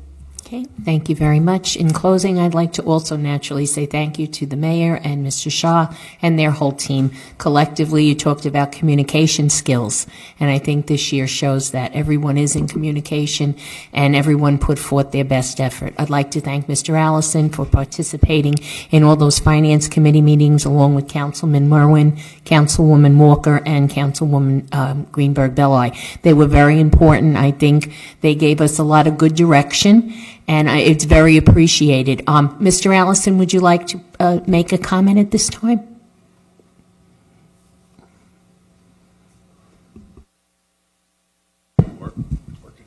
Sure, I'll just make a short comment. Thank you for having me here tonight. The one thing I'd just like to impress is that, that I see on the overarching is a consistency here, the consistency of the finances and the administration. And that particularly is what the state rating agency, the bond rating agencies look at. So we did have a little dip in our surplus last year, but we're going to try to build that back up. But we're still at a pretty strong 15% of our budget, and that's a nice number to be at. So I think the stewardship here has just been outstanding.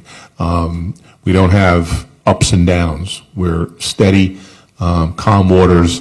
And I think that's the best compliment you can have to have that kind of consistency. So I commend everyone, the governing body and the administration, for what they're doing here.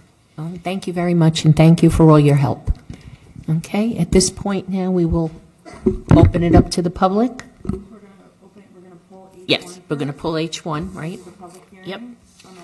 Yes, and, okay, so H1 is ordinance to establish, Cap Bank. the municipal budget limits in Cap Bank, NJSA 40A 4-4514 for the calendar year 2021. We've opened up our public comment portion on only our hearing one, ordinance to establish municipal budget appropriation limits in Cap Bank. If you'd like to raise your hand to make a comment on this matter, you can press *9. From your phone, from your Mac or PC, you can press Option or Alt-Y. In your phone app or computer app, you can choose the option for raise hand.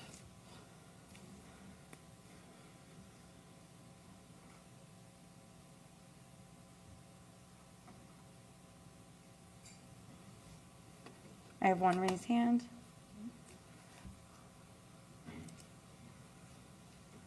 Kate, I've allowed you to unmute yourself. Please state your name and address for the record. Hi, it's Kate DeLuca. Address is 520 Staten Station Road in Flemington, New Jersey.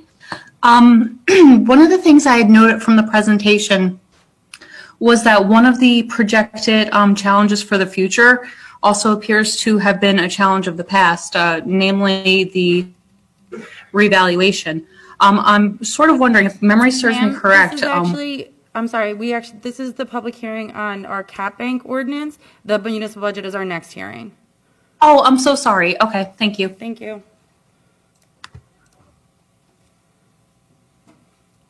I do not have any other raised hands. Okay, then seeing no other raised hands, we'll close the public portion for H1. Okay, next I'd like to take a motion for H1. Second. Okay, move. Ms. Brown? Yes. Mr. De Palma? Adoption of the Cap Bank ordinance. Dr. Greenberg-Belli? Yes. Mr. Merwin? Yes. Mr. Murphy? Yes. Mr. Piscitty? Yes. Mr. Rizzoli? Yes. Ms. Walker? Yes. President Sohor? Yes. We have 9 ayes. Now you want to open up to the public, on a public hearing on the budget, Madam President? Yes. We'll open it up to the public. Just for members of the public, this is a public hearing on the budget. So now this is your time to ask questions regarding the budget.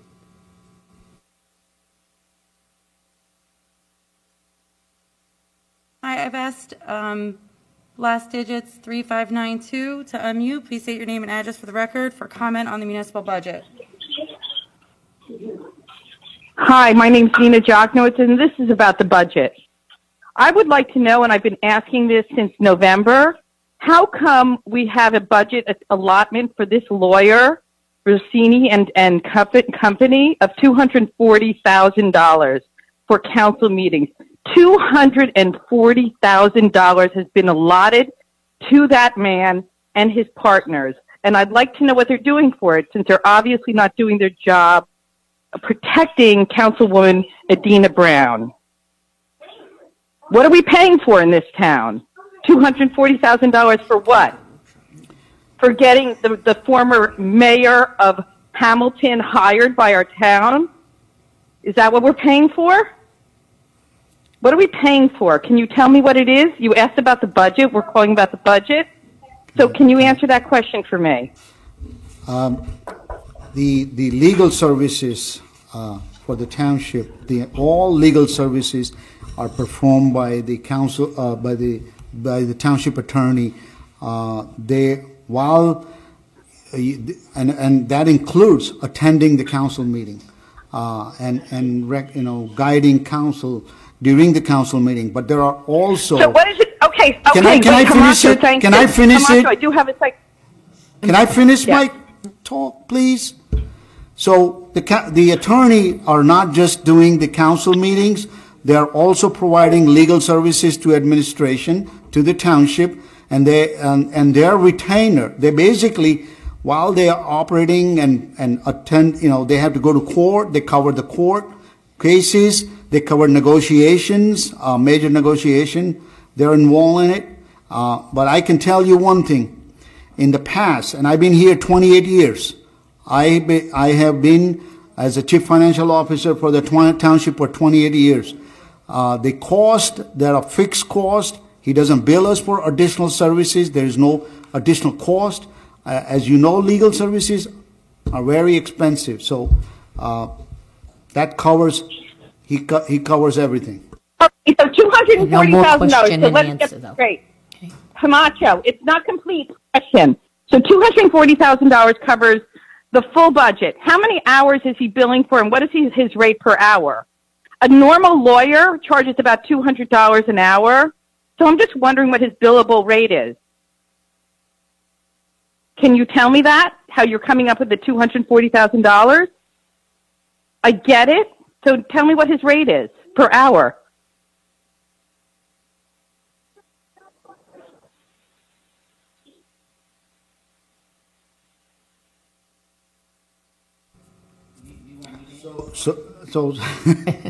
So if I calculate, because the attorney is on service throughout 365 days, and if I just take 8 hours a day and divide it 240, that would be his hourly rate. I don't have it in front of me because he doesn't bill based on hourly rate. Otherwise, I think that budget would have been probably $1 million.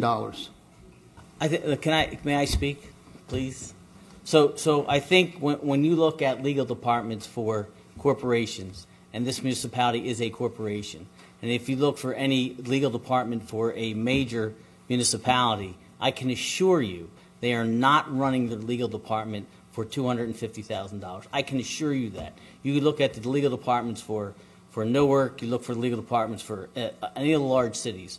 So what the township gets for it is basically a full-time legal staff available 24/7 without having employee benefits required, without pension costs, without having to pay filing fees, without having to pay for Westlaw research, without having to pay for secretarial costs, without having to pay for additional legal resources that I provide to the redevelopment agency, planning board, zoning board for the township, and without having to provide additional litigation ruling with respect to tax appeals that I also defend for the township. If you want to do my hourly rate, on average, you do 10 hours a day, you do 70 hours a week, and then you do 56 weeks a year, and then you divide that by the contract rate, and I guarantee it's going to be less than $135 an hour. I guarantee it.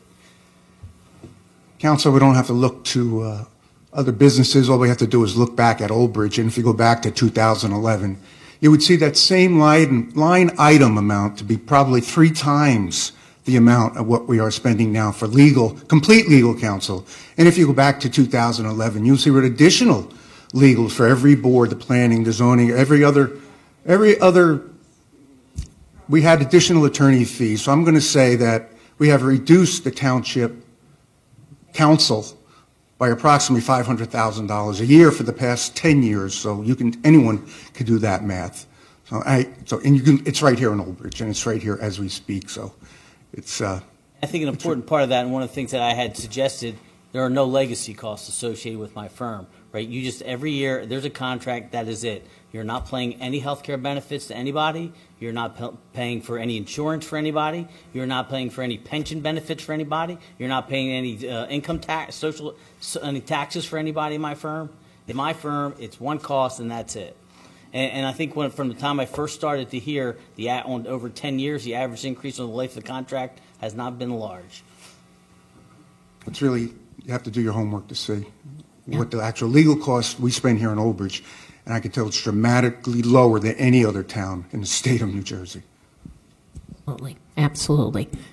Okay, thank you very much. The next person we have is Kate. I've allowed you to unmute. Please state your name and address for the record. Sure. Kate DeLuca, 520 Stanton Station Road in Flemington, New Jersey. Sorry about before, I got confused. So I'm back with the revaluation question. If memory serves me correct, we're going back from around 2016 when this was first proposed. I know it's something that the town is anxious about, a lot of residents are anxious about.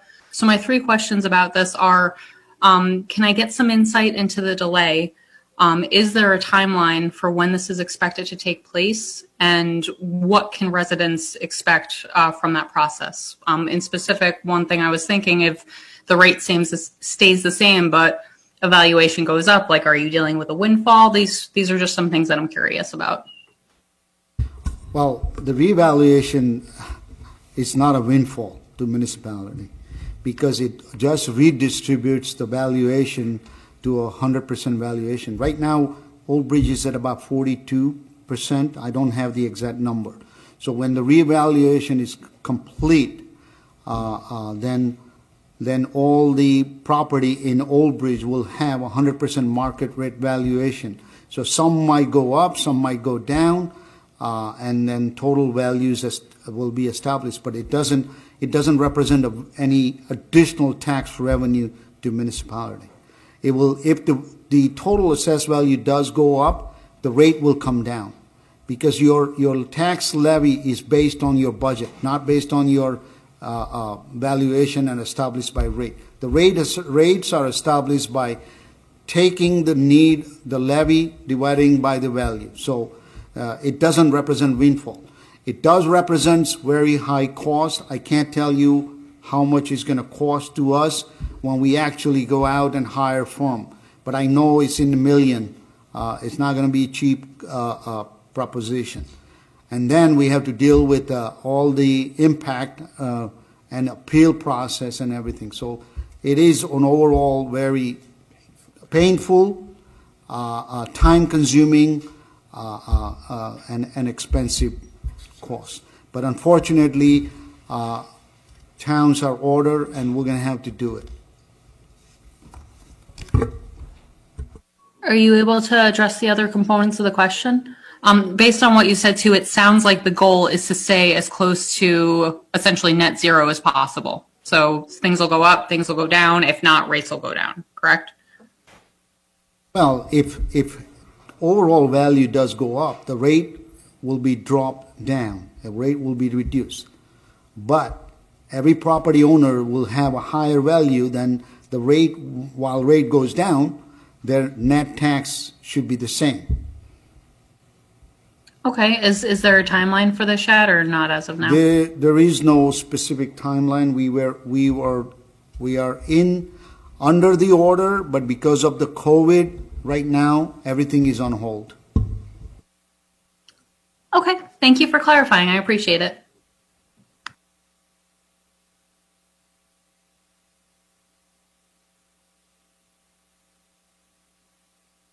Ask to unmute 2521. Please state your name and address for the record.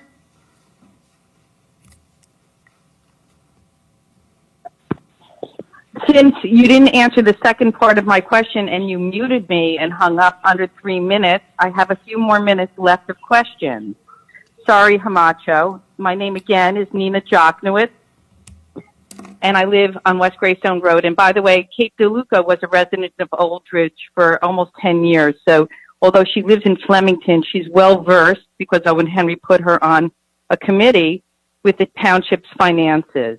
So back to the lawyer who's making a lot of money. I'd like to know how much money you were paid to put the former mayor of Hamilton on the payroll in Old Bridge, Kelly Yeed. How much money did you get to represent her when she was still mayor, and then post-mayor, and then to get her hired into our township? How much money is our township paying for her salary?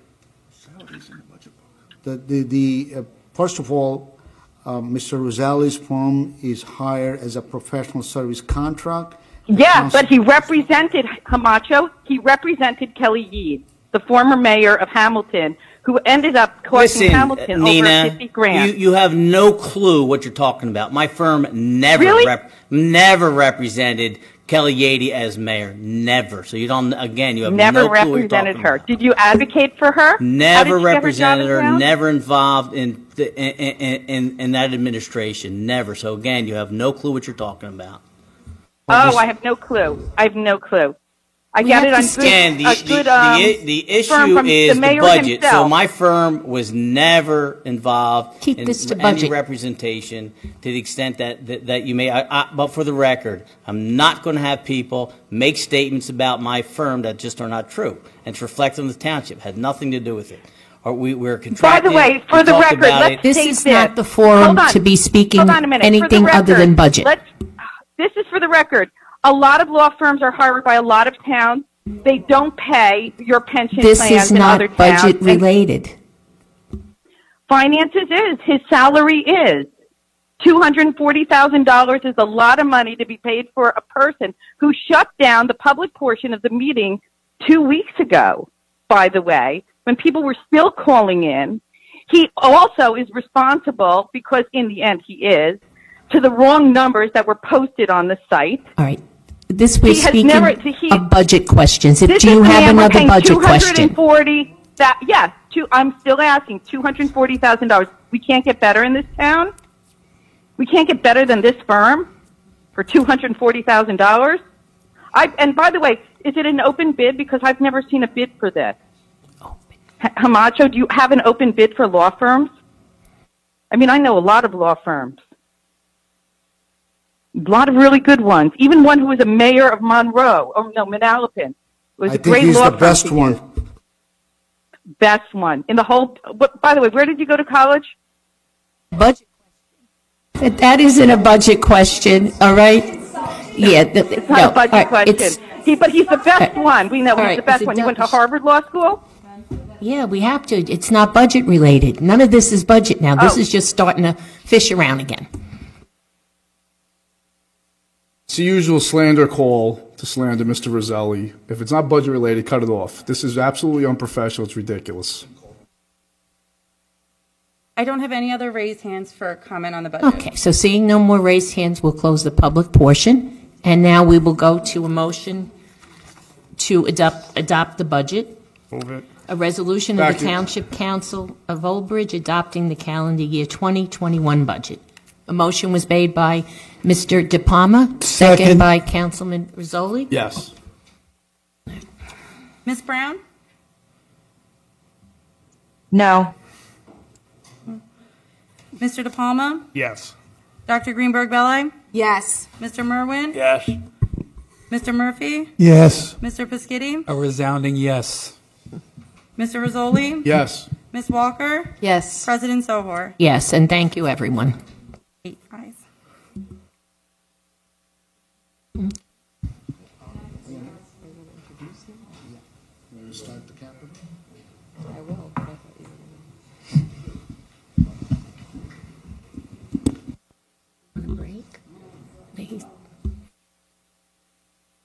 Okay, now we'll be moving on to our capital budget presentation. Mr. Shaw?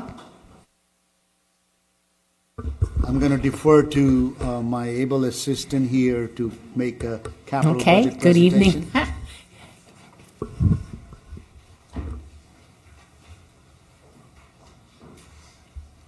All right, good evening, everybody. We're going to start out with a general overview of the capital improvement program. A capital improvement program is a multi-year plan and schedule for capital projects. If you look in the state budget document towards the back, you will see not just the current year's capital budget, but also projected capital project costs for the next 5 years. By statute, capital projects have a prospective useful life of 5 years or more. Capital projects may include the acquisition and/or development of land, the acquisition of major equipment and personal property, the acquisition, construction, improvement, and/or renovations of buildings, roads, utilities, and other structures, improvements of public works, and any other matter described in NJSA 40A:2-22, regardless of the financing sources. The annual capital budget is prepared and adopted in conjunction with the annual operating budget. Administrative preparation of the annual capital budget includes a thorough review of each departmental project request in terms of need, justification, scheduling, cost, effect on the operating budget, method of financing, impact on municipal debt structure. The capital budget does not directly appropriate funds. The appropriation of funds is made part of the capital improvement section of the budget and/or by the adoption of a bond ordinance. So on tonight's agenda are 2 bond ordinances, one for general improvements, one for arena improvements, and also a capital ordinance for parking improvements. Upon completion of a project, any unexpended balances are canceled by council resolution, which we usually try and do at least once a year. Capital improvement planning and budgeting goals. Continue to develop a comprehensive 6-year capital program on an annual basis that supports township goals and objectives for equipment, facilities, infrastructure, and technology. So, like I stated earlier, we don't just look at the current year needs, but develop a plan over several years for replacements and upgrades. Obviously, this plan is fluid in future years and constantly changing, but at least it gives us a good starting basis. Continue to develop and implement a management system for prioritizing, tracking, and reporting on capital projects to ensure timely acquisition and/or completion. Administration and finance hold routine capital project meetings with the departments on at least a quarterly basis to assess the status of the projects. We maximize the utilization of grants to offset capital costs and related debt service. One of them is the NJDOT grants from the state that we apply for annually for road reconstruction.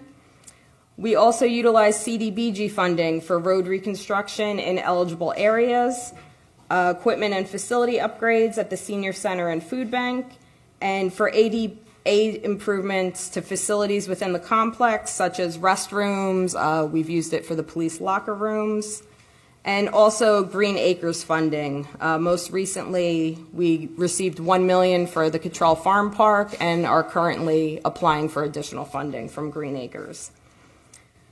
We also try and minimize the property tax impact of capital projects and related debt service through sound financial planning and balancing debt repayment schedules, which we will discuss later in the presentation.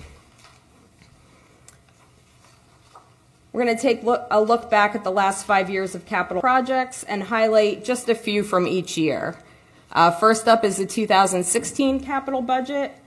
While most of these projects have been completed, some that you see every year in capital are annual curbing, drainage, and road improvements, which generally make up almost half of the capital projects. So in 2016, let's switch the slide. 2016, the total authorized was $4,644,500, and the current unexpended balance is $21,224.15.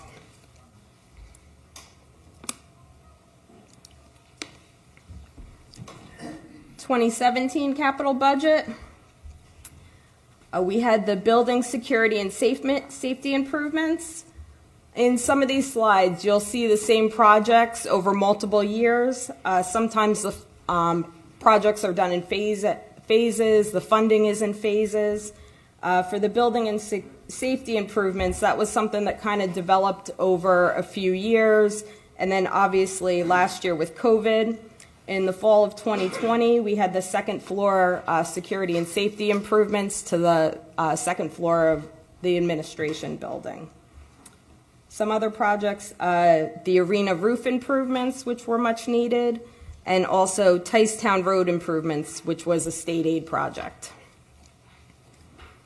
2017 capital total authorized $4,467,000, and the current unexpended balance $37,292.50. In 2018, we had under facility improvements, the police women's locker room. This was one of our projects that was partially funded through CDBG due to the ADA improvements to it. And it was also much needed due to the number of females on the police force, which has grown over the last few years. Under parks improvements, we had phase 1 of Cottrell Farm Park. We had the groundbreaking that took place in July of 2020. and this work will be completed over the next couple of years in several phases. Under road improvements, Pleasant Valley Road Improvements, which was a state aid funded project. 2018 capital, total authorized $5,028,400, and the current unexpended balance $145,557.68. In 2019, we did the women's locker room in 2018, men's locker room in 2019, again partially funded CDBG due to ADA improvements. We also continued with the development of Cottrell Farm Park and also Veterans Park Playground replacement, which was partially CDBG funded.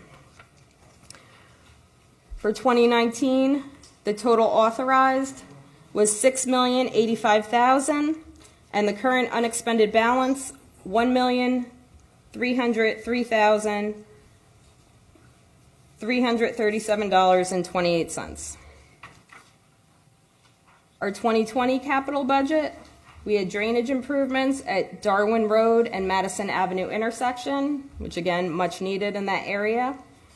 Under equipment, we had community crime cameras, which is our NOLA cameras. There's some throughout the complex, most notably on the election box for the, the mail-in ballots, and also various locations throughout town. Under facility improvements, we have the dispatch refurbishment and upgrade to our 911 center, and also renovations to the indoor shooting range. Under parks improvements, Central Park and Lawrence Harbor basketball court resurfacing, and under vehicles, a Vector truck for Public Works. Our 2020 capital, total authorized, $6,185,000, and a current unexpended balance of $1,910,152.36.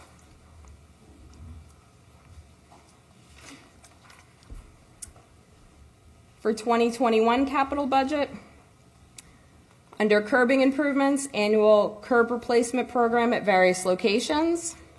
These are all part of the bond ordinances tonight.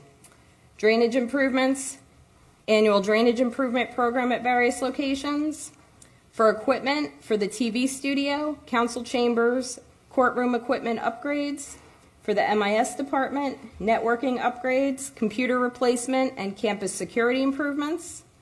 For the police department, police emergency services paging system, radar speed signs, and light towers. For the Department of Public Works, front rear loader, hook lift conversion, chipper, rack body hook, tailgate spreader, snow plow, brine tank, flatbed, and hook. Under facility improvements, police administration and detective bureau office renovation, HVAC replacement at the building department, courtyard improvements, guardrail replacement at various locations, commuter parking lot upgrades, which include pay stations and stripings at the waterfront, and electric charging stations at Inverness and Westminster. And also the two that are bolded, courtroom renovations and building department renovations. These two, if you remember, we did a bond ordinance back the end of January, beginning of February for these two items, and that was to take advantage of bid pricing.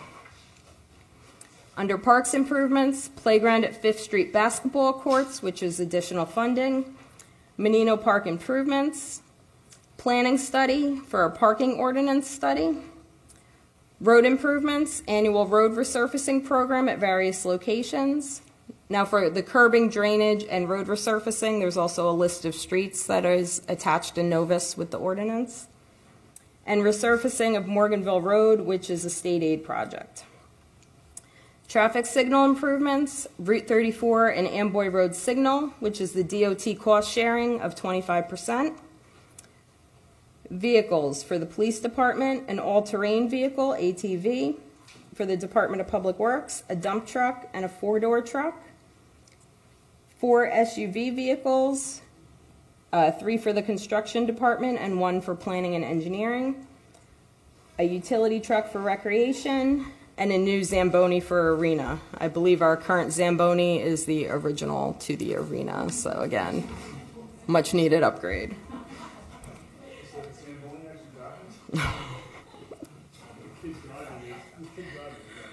For the 2021 capital budget, the total project amount is $4,676,000.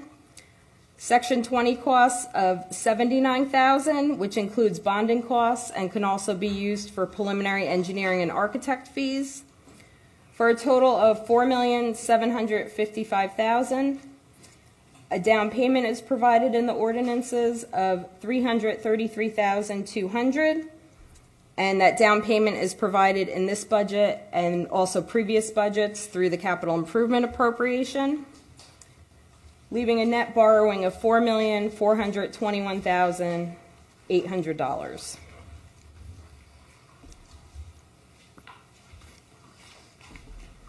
Next, I'll briefly go through the capital funding process. It begins with the adoption of a multi-purpose capital bond ordinance, which authorizes project borrowings. So, as stated on tonight's agenda, is the public hearing and adoption for the 2021 bond ordinances for general improvements and arena improvements, and also a capital ordinance for parking improvements. The next step is then the issuance of short-term bond anticipation notes or bands. The notes are limited to 1-year expiration from the date of issue. The township does not immediately borrow funds. Once a project starts, the finance department reviews all authorized projects and determines the amount to borrow. Short-term band borrowing happens over multiple years as the projects within the bond ordinance progresses. These bands are then renewed for an additional 2 or 3 years to allow the projects to be completed and the final amount of borrowing to be determined. The bands are renewed annually until the project is completed. Some of these notes are paid down each year and also new money added as additional projects are started.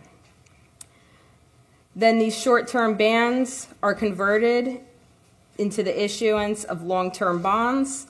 Generally, after 2 or 3 years, we combine multiple years of band issues and issue long-term bonds. The last time we issued bonds was in March of 2019, and we will look to issue bonds again in fall of 2021 or spring of 2022, depending on the amount needed to borrow and also the current interest rates.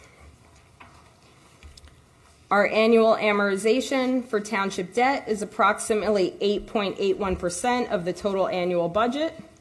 Ironically, that is the same exact percentage that was in last year's budget, as we try to keep debt service as flat as possible from year to year and not have any large fluctuations.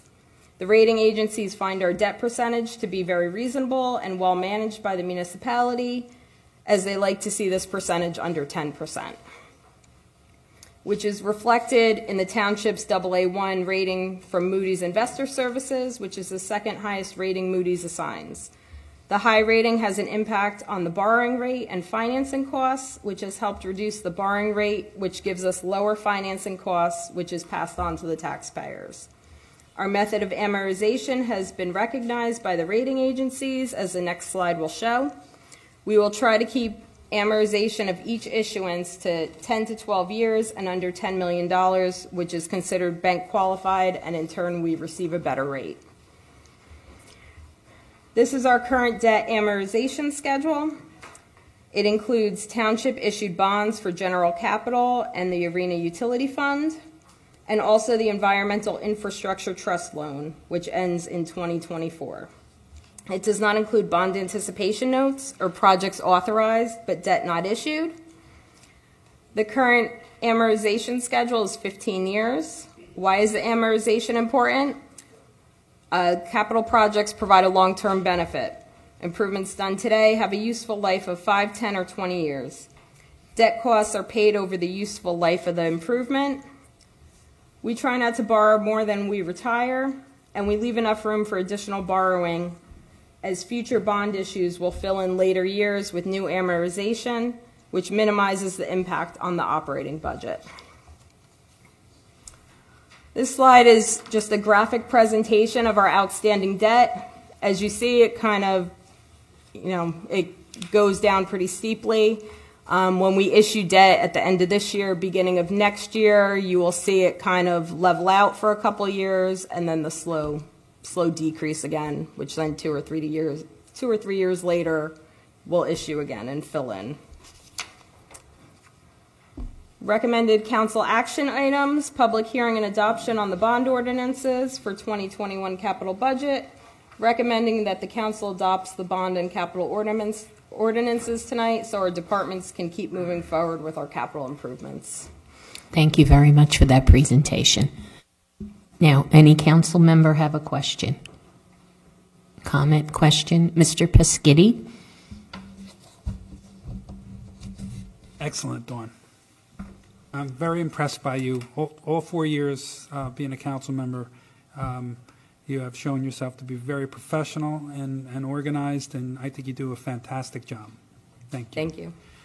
On this decreasing chart of outstanding debt, if we keep issuing bonds, right, for the capital improvements, it seems each year we do more capital improvements. What do you associate the reason that it would go down like that if we're increasing our capital projects?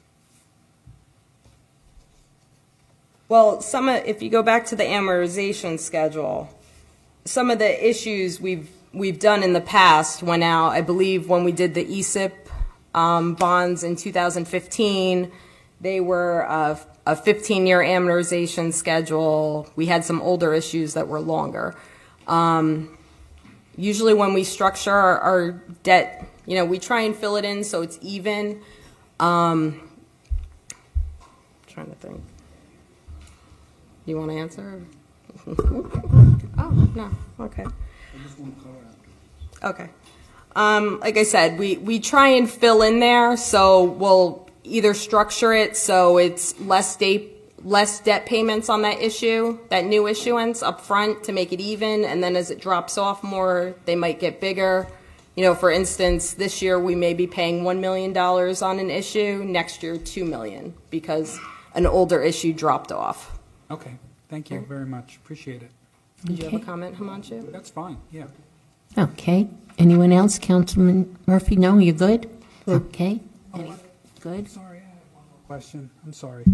On the, when you do like curb replacement and paving for each different ward, how do you, I know how it's determined what gets paved and what curbs get replaced, but how does it get determined of the amount of money that we're expending for each ward?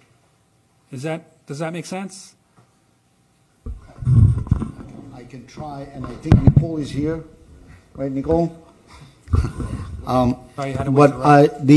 If you in the past, there was a process of putting $100,000 for each ward, for each one of these activities. At one point, because of some of the area were not getting addressed with that limited amount and just spending within ward, council authorized Nicole to do a road study. There was a master road plan done. And based on and then each road has assigned value, and based on the need, now we decide that. I think her office talks to each ward council member and at large to go over the initial, her findings and the list, and then they agreed on that, and that's how we process. We're no longer assigning a value based on the ward, a fixed amount based on ward. It's based on what road needs to be done. Okay. So in Ward 2, a road may be rating very high. We're going to do that road, and then whatever the one road in Ward 3 and so on. But I think it's something Nicole can better explain on that. Yeah, I get it. I know you explained it before, how you evaluate the roads and the curbs, and you give it a number system. And Himanshu did just answer my question. You just go by what's needed, and it's not by ward. It just so happens you have it separated here by ward, but it's by need. Exactly. So what we've done is we've it actually works out that it's almost like an even distribution by ward, but that's just by chance. You know, in 2017, when Kyle and I had done that presentation in front of council, we came back with a 5-year plan. So every year we're not in front of council sort of hashing out what roads we're paving. Instead, there's a 5-year outlook on what we're doing in the town. And we tick off that mark. I think we're pretty close. I think we have one more year to do, and we'll be done with that list, probably in advance of the end of that 5-year mark. And then Kyle and I will go out again and reevaluate. But the whole evaluation of our roadway system, the basis of it was done in 2007 by Remington and Vernick. They actually initiated a first score. We just built upon that and scored every road that had to be resurfaced in 10 years. And now we're gonna take a fresh new look this time next year to evaluate the next 5 years. And you know what? We're in the Northeast. You know, so with all the snowstorms that we just had, people are probably seeing that there's a lot of potholes out there, and there's a lot of roads that probably looked great, you know, this time last year, but are looking pretty shabby now. So there are ones that we sort of insert there based on their conditions. It's not a hard list. We always evaluate. Right. Okay, that's great. Thank you very much. Appreciate it. Okay. Does anyone else have a question or comment? Good? Everybody's good? Okay, I just want to say thank you for the presentation again, Dawn. And there are 2 items in there for the 2021 that I'm very excited about. One is the Morganville Road resurfacing through the state aid. I think that corridor, Cedar Ridge and Yardley Manor and all of that area are going to be very, very pleased that this is finally coming to fruition. That area is in dire need of repair. And the other one, naturally near and dear to my heart, and Councilwoman Walker, is the traffic signal improvement 34 in Amboy Road. So thank you very much. I think that we've accomplished a lot over the last 10. Thank you. Okay, now we'll open it up to the public. If anyone in the public would like to speak specifically on this budget.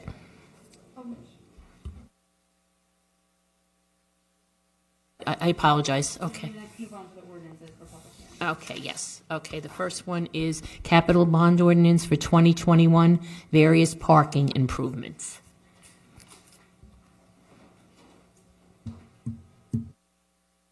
We're opening up the public comment for hearing 3 capital ordinance for 2021 various parking improvements. Once you're in our Zoom call, you can raise your hand to make a public comment by pressing *9 from your phone. From your Mac or PC, you can press Option or Alt-Y, or from your phone or computer app, you can use the option for raise hand.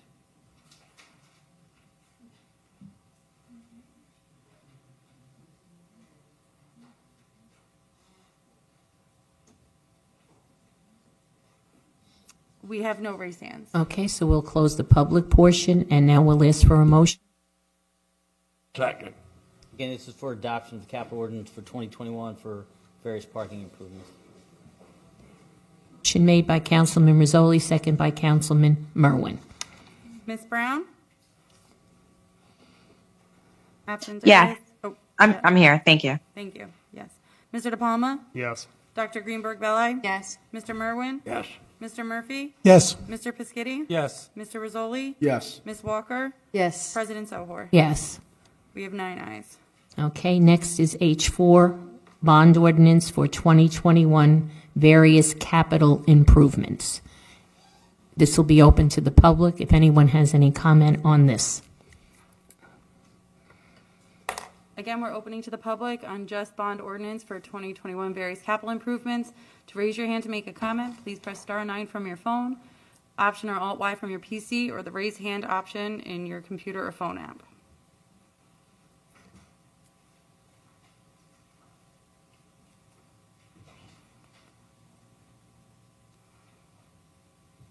I don't have any raised hands. Okay, we'll close the public portion, and I'll ask for a motion. Move it.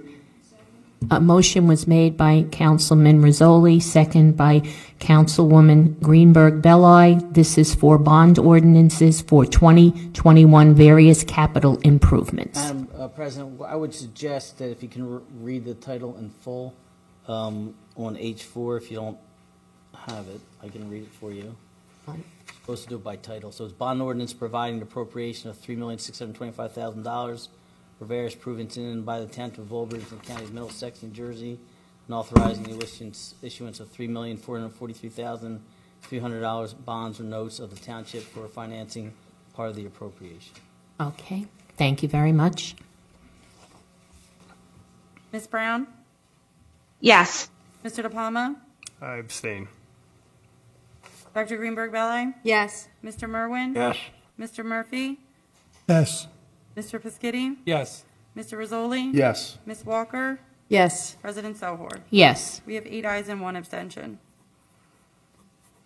Okay, next is H5, bond ordinance for 2021, various arena improvements. Again, by title, Madam President, it's bond ordinance providing an appropriation for $130,000 for various arena utility improvements in and by the Township of Old Bridge in the County of Middlesex, New Jersey, and authorizing the issuance of $125,500 bonds or notes of the Township for financing part of the appropriation.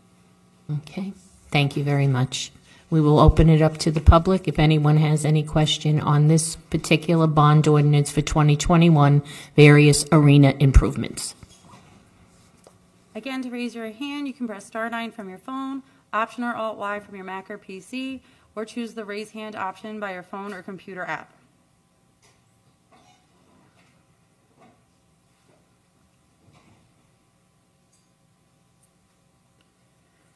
Council President, we do not have any raised hands. Okay, we will close the public portion. I'll now ask for a motion. Move it. Second. Moved by Councilman Murphy and second by Councilman Piscitty. Ms. Brown? Yes. Mr. De Palma? Abstain. Dr. Greenberg Belli? Yes. Mr. Merwin? Yes. Mr. Murphy? Yes. Mr. Piscitty? Yes. Mr. Rizzoli? Yes. Ms. Walker? Yes. President Sohor? Yes. We have 8 ayes and 1 abstention. Okay. Next will be H6, an ordinance to amend Chapter 160, fees, Article 1, recreation fees, Section 2, Hockey League, Instruction Hockey of Revised General Ordinances of the Township of Old Bridge, County of Middlesex, State of New Jersey. Open it to the public. If anyone in the public wishes to be heard on this second reading ordinance, this is the time to call in. Again, to raise hands to make comment on this matter, please press *9 from your phone, Option or Alt-Y from your Mac or PC, or you can choose the raise hand option in your phone or computer app.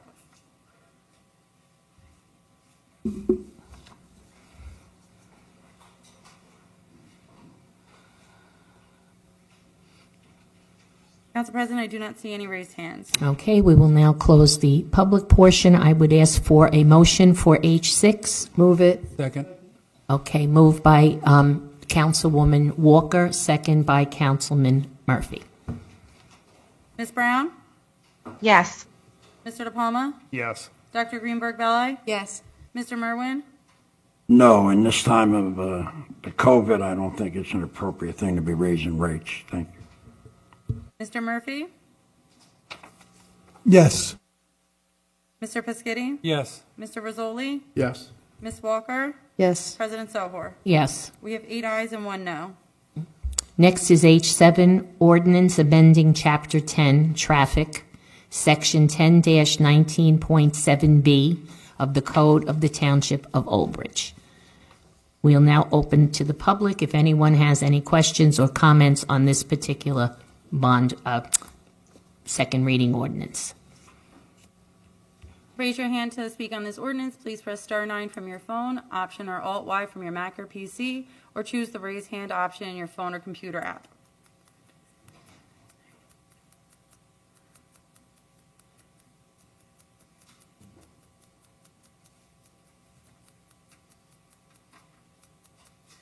Council President, we have no raised hands. Okay, we'll close the public portion. I'll move it.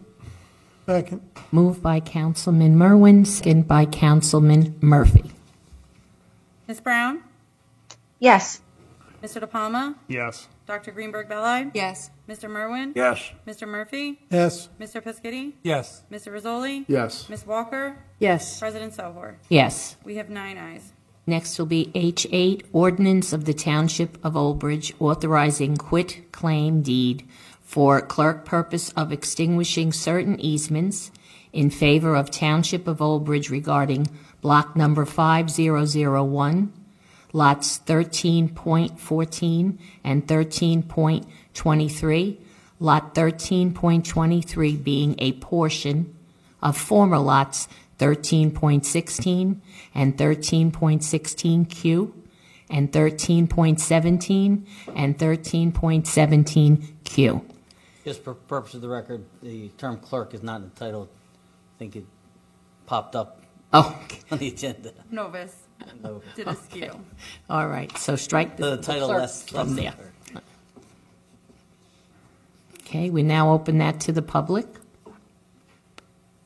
If anyone would like to make comment on this ordinance, they can press *9 from their phone, Option or Alt-Y from their Mac or PC, or choose the raise hand option on their phone or computer app.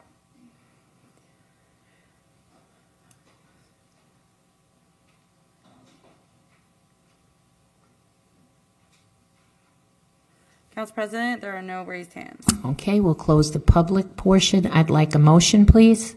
Move it. Okay, moved by Councilwoman Walker, second by Councilman Pischetti. Ms. Brown?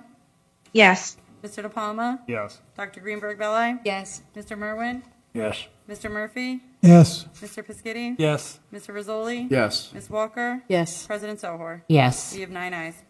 H9, an ordinance of the Township of Old Bridge, County of Middlesex, State of New Jersey, amending the Code of the Township of Old Bridge, Chapter 5, Article 3, entitled Council, Section 5-21, entitled Order of Business Agenda. We'll now open it to the public if anyone wishes to speak or comment on this H9. Raise your hand. Please press *9 from your phone, Option or Alt-Y from your Mac or PC, or choose the raise hand option in your phone or computer app.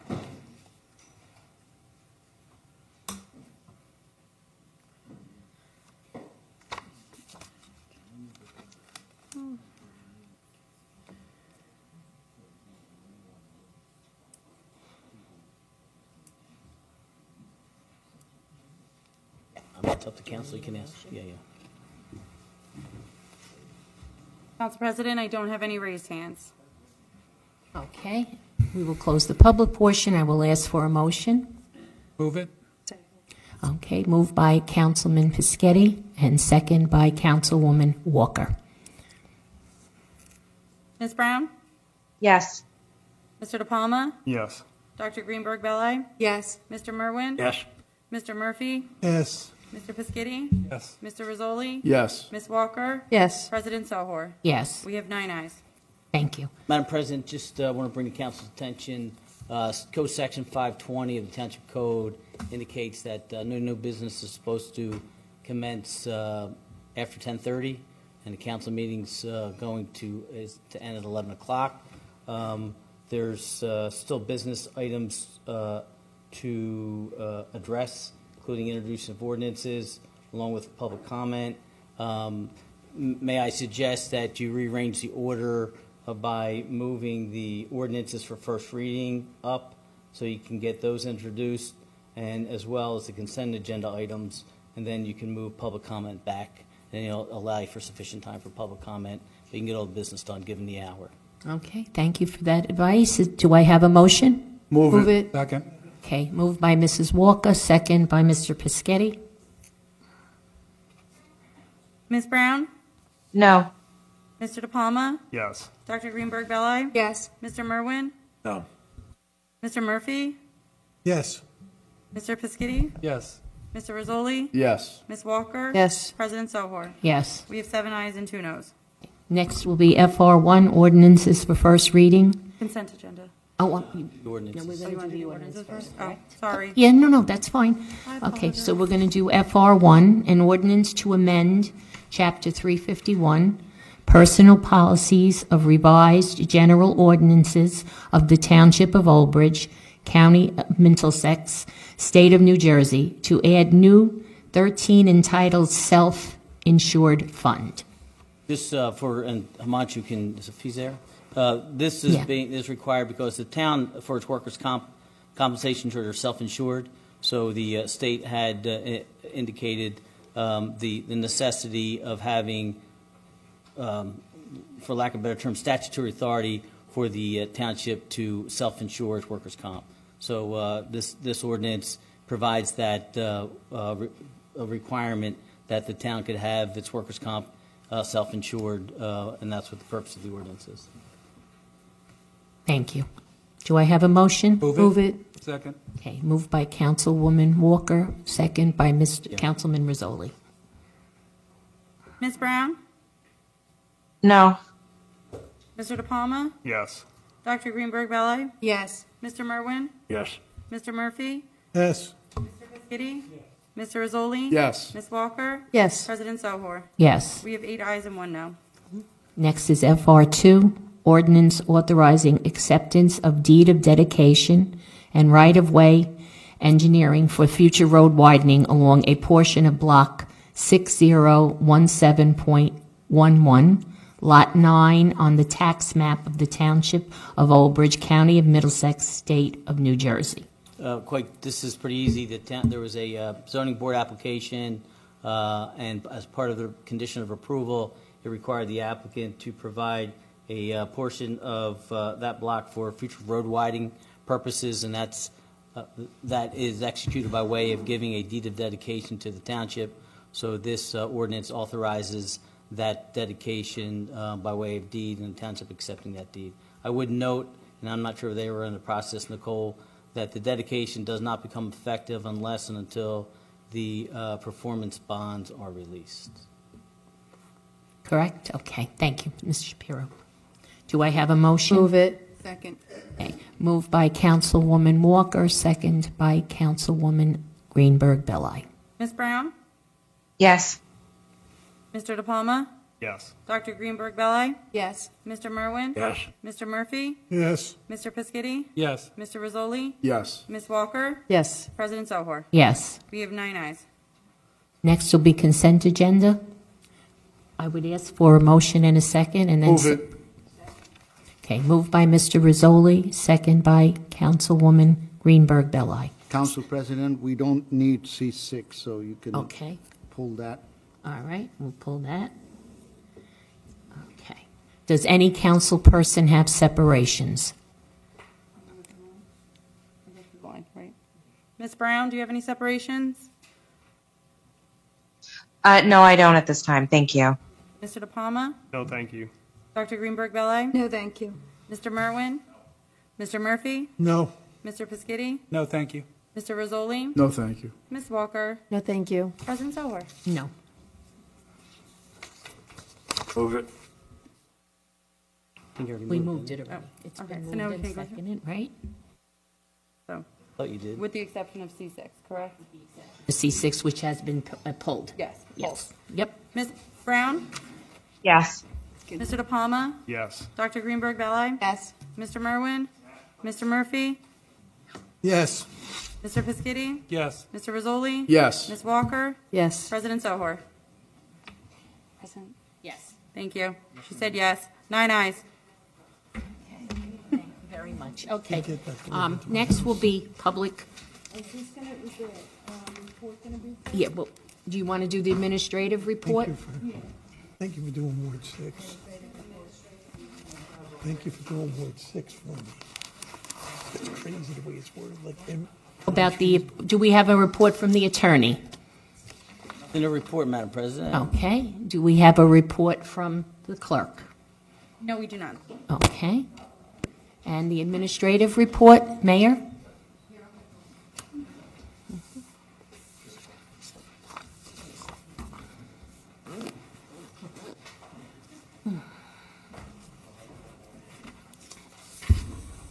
Thank you, Council President. I'll fill in for Mr. Shah till he returns.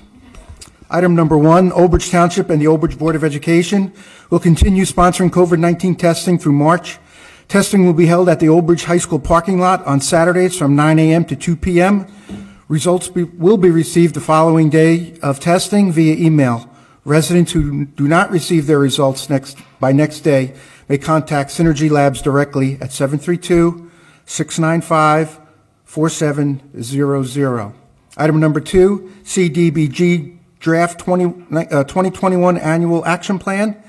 The CDBG Draft 2021 Action Plan is available during the period of April 1st, 2021 through April 30th, 2021 for review and comments. Citizens may substitute their comments through the mail or via email, engineering@oldbridge.com. Comments will be accepted until May 1st, 2021. Comments submitted by mail should be addressed to the Business Administrator, Township of Old Bridge, 1 Old Bridge Plaza, Old Bridge, New Jersey, 08857. Copies of the plan are available for public inspection during the regular township hours at the office of the Township Engineer and online at www.oldbridge.com/projects. And now Mr. Shah will take over with item number 3. I sincerely apologize for taking a break.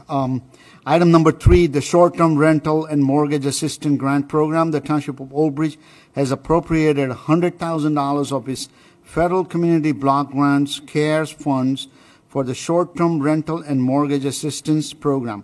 Approximately up to 15 eligible applicants will secure assistance. The program was established to provide temporary rental or mortgage assistance for up to 6 months to low and moderate income households that have substantial reduction in income or became unemployed due to COVID-19 pandemic.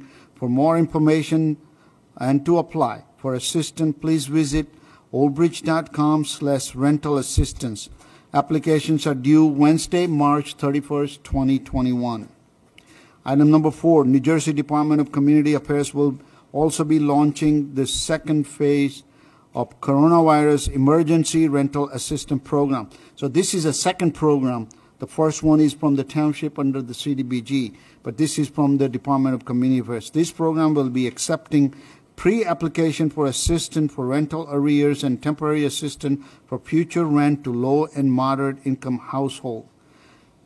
We'll announce the date as soon as it's available. 5, CDBG Small Business Grant Round 2. The second round of CDBG Small Business Grant Program has been extended through Wednesday, March 31st, 2021. We're urging all small business within Old Bridge Township that have been severely impacted by COVID-19 pandemics to apply for assistance. For more information and to fill out application, please visit oldbridge.com/smallbusinessgrant. Item number 6, the annual Middlesex County Paper Shed will be held on Saturday, March 27 from 9 a.m. to 12 p.m. at the Municipal Complex. Residents can bring their confidential document to be shredded on site. This event is rain or shine. Item number 7, Spring Leaf Collection. Round 1 of Spring Leaf Collection will begin in all wards the week of March 29. For the full schedule, please visit oldbridge.com/recycling. Item number 8, Brush Collection. Bi-weekly brush collection will begin on Monday, March 29th. Residents should contact the recycling department to be placed on a pickup list. Please visit oldbridge.com/recycling for brush guideline and to schedule a pickup. Item number 9, outdoor dining. Based on the current situation surrounding the COVID-19 pandemic, any restaurants permitted to operate outdoor dining under the temporary outdoor dining permit may continue such operation without requiring additional permit. Please email outdoordining@oldbridge.com if you are interested in obtaining a permit. So anyone that didn't receive permit last year should and wish to apply for it, please send an email and the planning department will grant the permit. Item number 10, NJDOT 2021 Local Freight Impact Fund Grant. The township prepared an application to the New Jersey Department of Transportation for their 2021 Local Freight Impact Fund program to fund improvement to the Perrine Road and Old Waterworks Road intersection. The Old Bridge Township has received confirmation letter from NJDOT on March 19th that we have been selected to receive a grant in the amount of $900,000 to fund this improvement. Item number 11, Old Bridge Matawan Road, Bridge 3B40 over Lake Lafayette. Middlesex County and Monmouth County, in cooperation with North Jersey Transportation Planning Authority, the New Jersey Department of Transportation, and Federal Highway Safety Administration, hosted an online public information Center meeting yesterday to inform local residents, organizations, businesses, and the general public of the local concept development study of the Old Bridge Matawan Road Bridge 3B40 over Lake Lafretz. The purpose of this public information center meeting was to inform the public of the condition of the bridge and to solicit public input and comments on the project purpose and need. Council member, I just want to update on a vaccine program. As you know, I reported to you that we had worked out with the hospital and we're working with our senior complexes to provide vaccines. To date, we have assisted 232 people within Chesapeake, Mar Manor, and Ticetown senior buildings. We believe that we'll be completing Mar Manor and Ticetown residents by the end of this week, and that we're still working with Chesapeake Village representative, and we're going to continue efforts, and then we're going to expand on other development. I believe we're looking at a Medicine Crossing and Plaza Grant. We're working with the hospital for this program, and we want to thank hospital for their assistance in working with us. We also will be working with the JRMC, who has worked with us in the past and helped us with employees and other residents. We're going to continue to work with that. If anybody age of 55 and older need an assistant that reaches out to you, please forward that information to me, and then I will coordinate with the hospital to help them get the vaccine, okay? Thank you. Anyone have any comments or questions for Mr. Shaw? Yes, Mr. De Palma? Yeah, Mr. Shaw, I just wanted to add to the report from yesterday's meeting for Lake Lefferts. So public comment is, I believe it's out till May 2nd. So if you go to the website for that is actually posted on the township's website. You can go to it. Post all your comments should you have any input that you would like to give. So between now and May, they'll be taking those. And just for the public's edification, this project is probably close to 3 to 4 years out before the actual construction happens. This is the initial time period that they're going through it. And it goes from Apple Tree Drive and Lake Ridge Drive across the lake up to, I believe, Miriam. And it's the first Miriam, not the second. So they did clarify that yesterday. So just so if anyone does want information on that, they do have that website. They will be posting all the information. And if you do have comment, please do so. Thank you. Anyone else have a comment? Mr. Shaw? No? Seeing no hands, I'll ask for a motion to approve. Motion, move it. Okay, moved by Councilman Murphy, second by, was it Councilwoman Belli? Okay. Greenberg Belli. Ms. Brown? Yes. Mr. De Palma? Yes. Dr. Greenberg Belli? Yes. Mr. Merwin? Yes. Mr. Murphy? Yes. Mr. Piscitty? Yes. Mr. Rizzoli? Yes. Ms. Walker? Yes. President Sohor? Yes. We have 9 ayes. Okay, thank you very much. We are going to move on now to the public portion. This evening, based upon the time and the amount of people that are waiting in the queue, we are going to have it for each person commenting 2 minutes apiece so that they can be able to be heard, everyone that's waiting in the queue.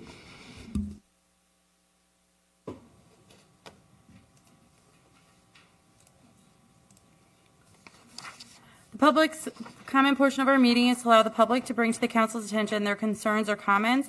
This section is open for any topic or any items in the consent agenda. The council asks the public to limit their comments to 2 minutes or less. The council will respect the public's time by refraining from any comment until the speaker has finished with their allotted time. It should be further noted that public comment portion of our meeting is not structured as a question and answer session.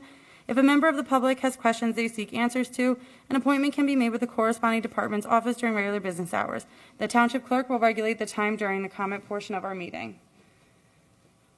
To raise your hand, please press *9 from your phone, Option or Alt-Y from your PC, or choose the raise hand option in your computer or phone app. When I allow you to mute, please state your name and address for the record. The first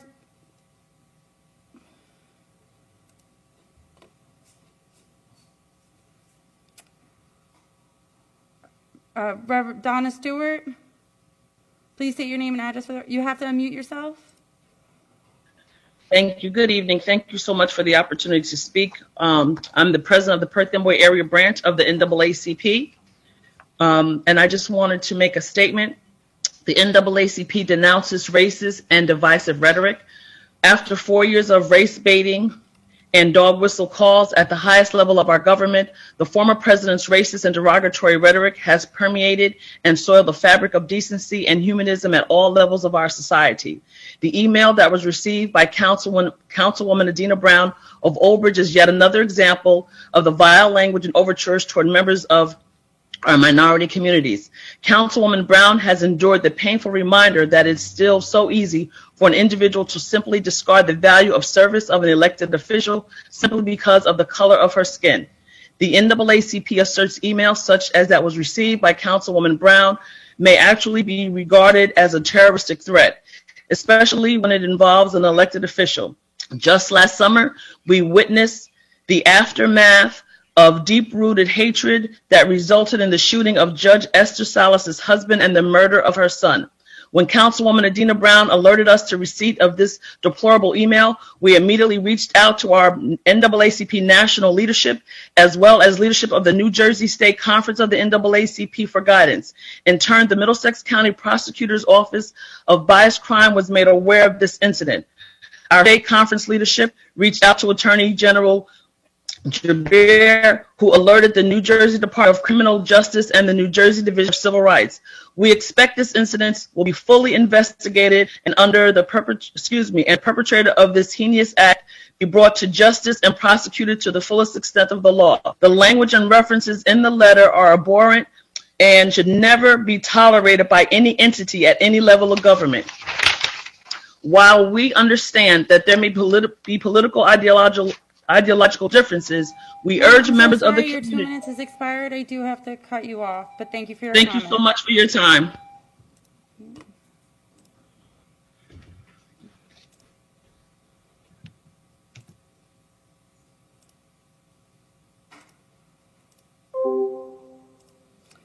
Next, I have James Dabrowski. Please state your name and address for the record, please.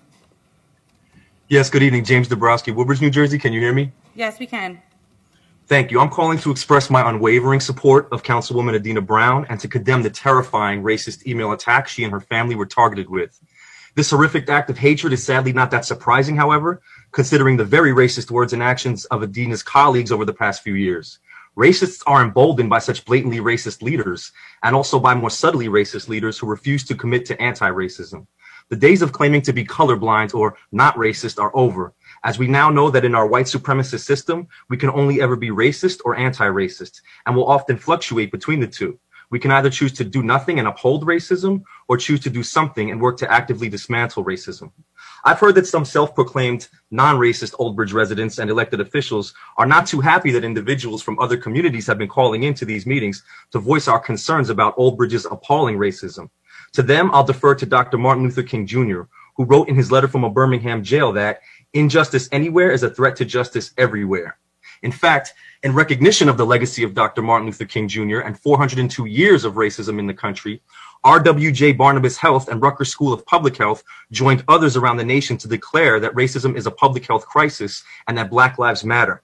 In an effort to ensure a more equitable and just world for Black and brown people, the two organizations developed a call to action in the form of a pledge, which has been adopted by groups that include academia, government, business, and community-based organizations. The pledge has also been adapted in the form of a resolution, which has been passed by boards of education and town councils. And let's hope that Old Bridge will now take this opportunity to get on board. To those like the two former South Amboy Board of Education members who recently chose to resign rather than passing this vital resolution, I wholeheartedly say good riddance. We all deserve culturally competent leaders like Councilwoman Adina Brown, who champion diversity, equity, inclusion, and anti-racism. We so desperately need more leaders like her, not cowards like you all who try to stifle public comments. Thank you, and Black Lives Matter. Shame on you. Thank you.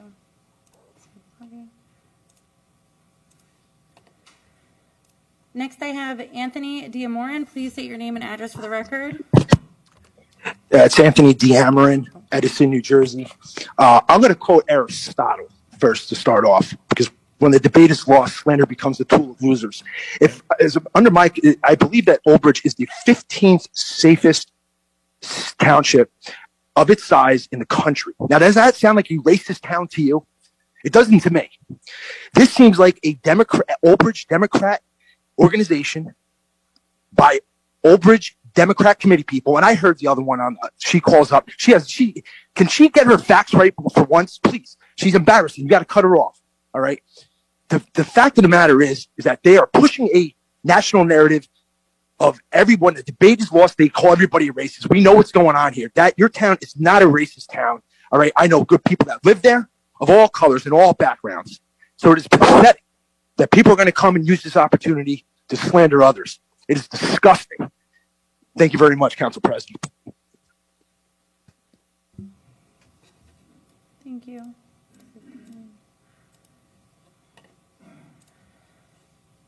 Next, I have a phone number that ends in 8503. Please unmute yourself and state your name and address for the record, please. Hi, my name is Leonardo, and I live at 123 Main Street in Old Bridge, New Jersey. Please and can you hear me? Yes, we can hear you. Please address the council. I just wanted to say, again, thank you to the council for supporting the parents of Old Bridge when we rallied together to get our children back in school. Thank you to the good members of the council that stood with us in solidarity. That letter that was sent in to Adina Brown is disgusting. I don't think it's regardless of your political stance, I don't think that stuff like that should be talked about, especially as threatening as that was. Thirdly, having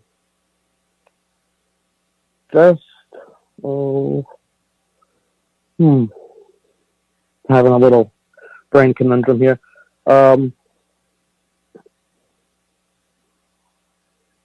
Oh, yeah. Okay. So these last couple of meetings, there have been people calling in from other towns regarding Old Bridge and our racist ways. Like Anthony DeMoran just said, this is the 15th safest town in America. Where's the proof of the racism here? These people that are calling in should just focus on their own towns and maybe making a change in that area instead of worrying about what we're doing in our town here, which again is the 15th safest city in America.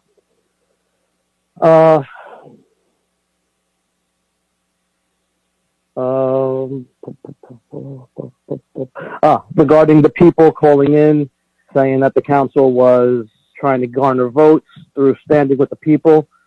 If you're put in a position of power, in my opinion, you should be helping the people that put you there. If you're an elected official. Sir, your 2 minutes have expired. Thank you for your comments. Thank you. Have a good night. Oops. Apologize.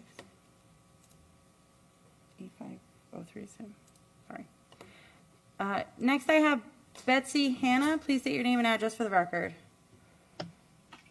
Hi, my name is Betsy Hanna. I'd prefer not to say my address for privacy, but I would like to speak on the email that Councilwoman Adina Brown received. And Anna, can you just state your town for the record? Oldwick. And I would like to support Councilwoman Adina Brown and denounce the email that she received.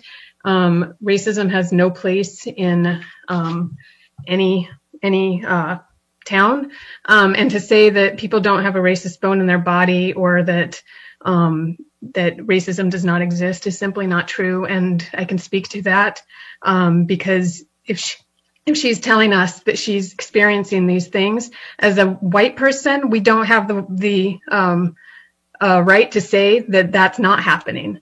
And so I would encourage this council to consider Adina Brown's humanity and what she is having to face, the threats to her family, and to speak on her humanity to her indirectly and publicly, and acknowledge that she matters. Her life matters, and those in the community of the town matter. Thank you.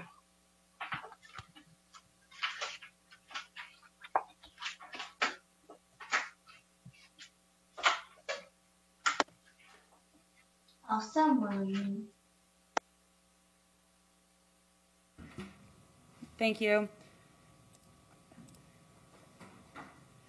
Next, I have phone number 8411. Please state your name and address for the record.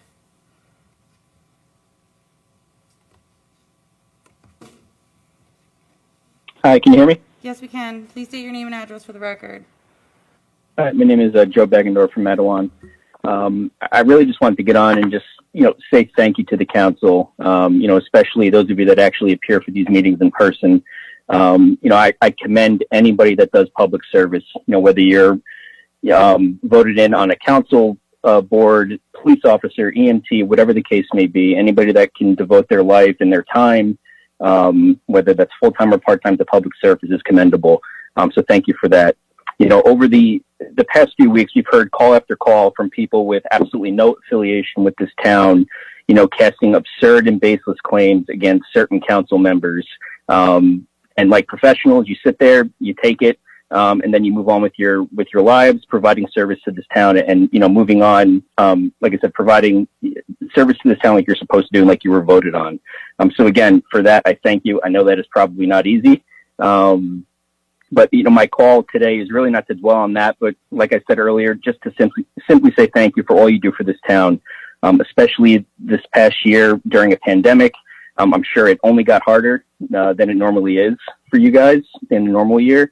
And just a couple of shout outs, President Sohor, just watching you during these meetings, conducting these meetings with class and decorum is impressive. And I can only assume that you conduct, township business behind closed doors the same way. So thank you very much for, for keeping these meetings orderly, or as orderly as possible as they could have been within these past few weeks.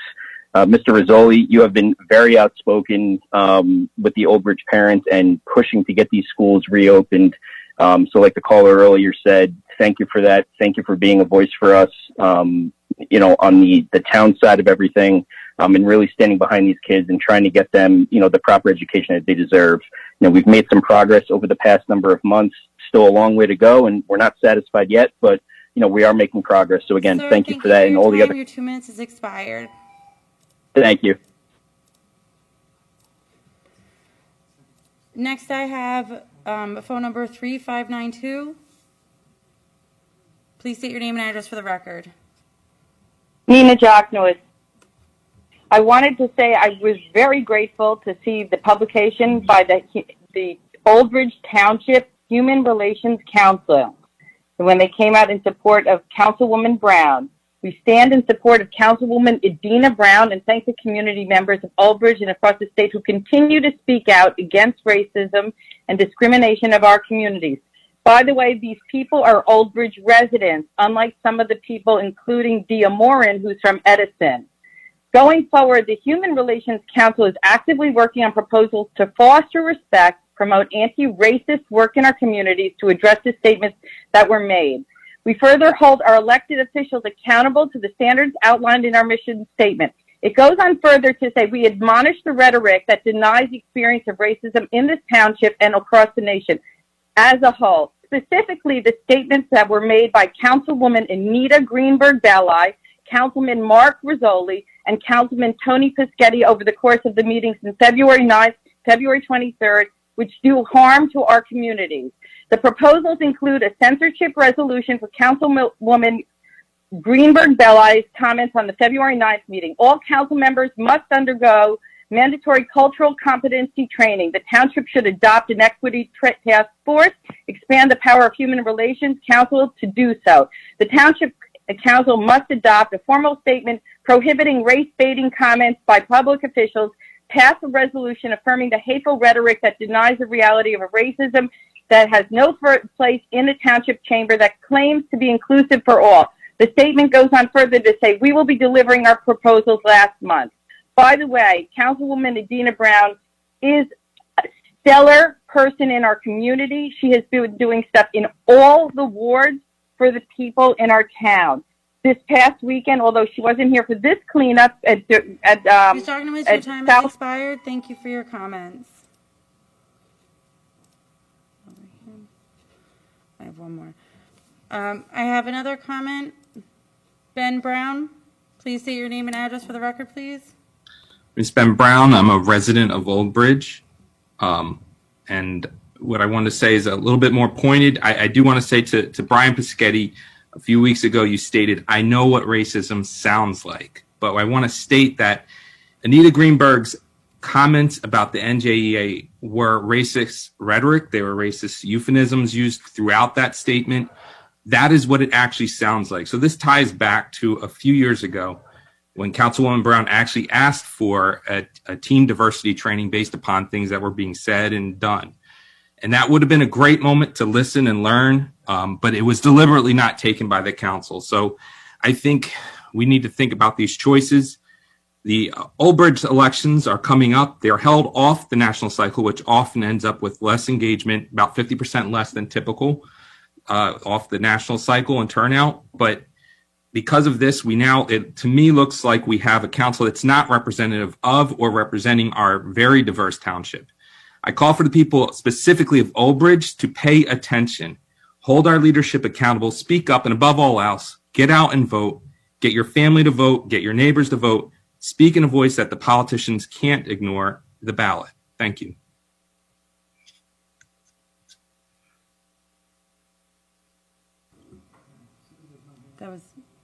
Thank you, Mr. Brown, for your comments.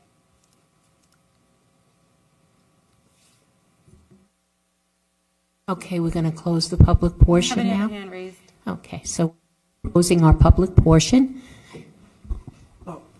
Yeah, I make a motion to suspend council comments. We have a motion by Mr. Rizzoli, second by Dr. Greenberg Belli to suspend council comments for this evening. I'm coming. We're out of order. I'm sorry. Ms. Brown? Okay, hold on a minute. How do we keep suspending comments when everyone doesn't like the comments? When we sat there for 2 hours for listening to people from the animal shelters, we listened to people that were animal rights activists. Now, because you don't want to hear the comments. Councilwoman Brown, it's we have a motion. Point of order. Point of order. Point of order. You have to be I'm recognized speaking. by the chair. I'm speaking. That's fine. So I'm speaking. I'm not going to keep being silenced. I don't understand why we already illegally stopped the comment portion before. Well, we already did this the other week. This is actually illegal. This is regarding the Sunshine Act. This is actually in violation. We can't keep doing this. We can't silence people. If these people were calling in harmony with what you were thinking, you would be okay with it. Well, I do not. I object to this. I think this is wrong on so many levels. I think you're confusing the issue. The public session comments closed because there's no more public comment. No, but I know what I just heard. I'm looking at you, and I heard that Mark Rizzoli said that he would like to suspend comments. Why is that? Council comment. Okay, but why? Because he made the motion. Entitled to make the motion. So okay, well, I am going to get to comment. So he can suspend his own comment. I will get to comment. I am not there. I have not gotten to speak. So I will get to speak. Motion to adjourn. So if you're going to silence me, just remember how this looks. This is on record that you have silenced me.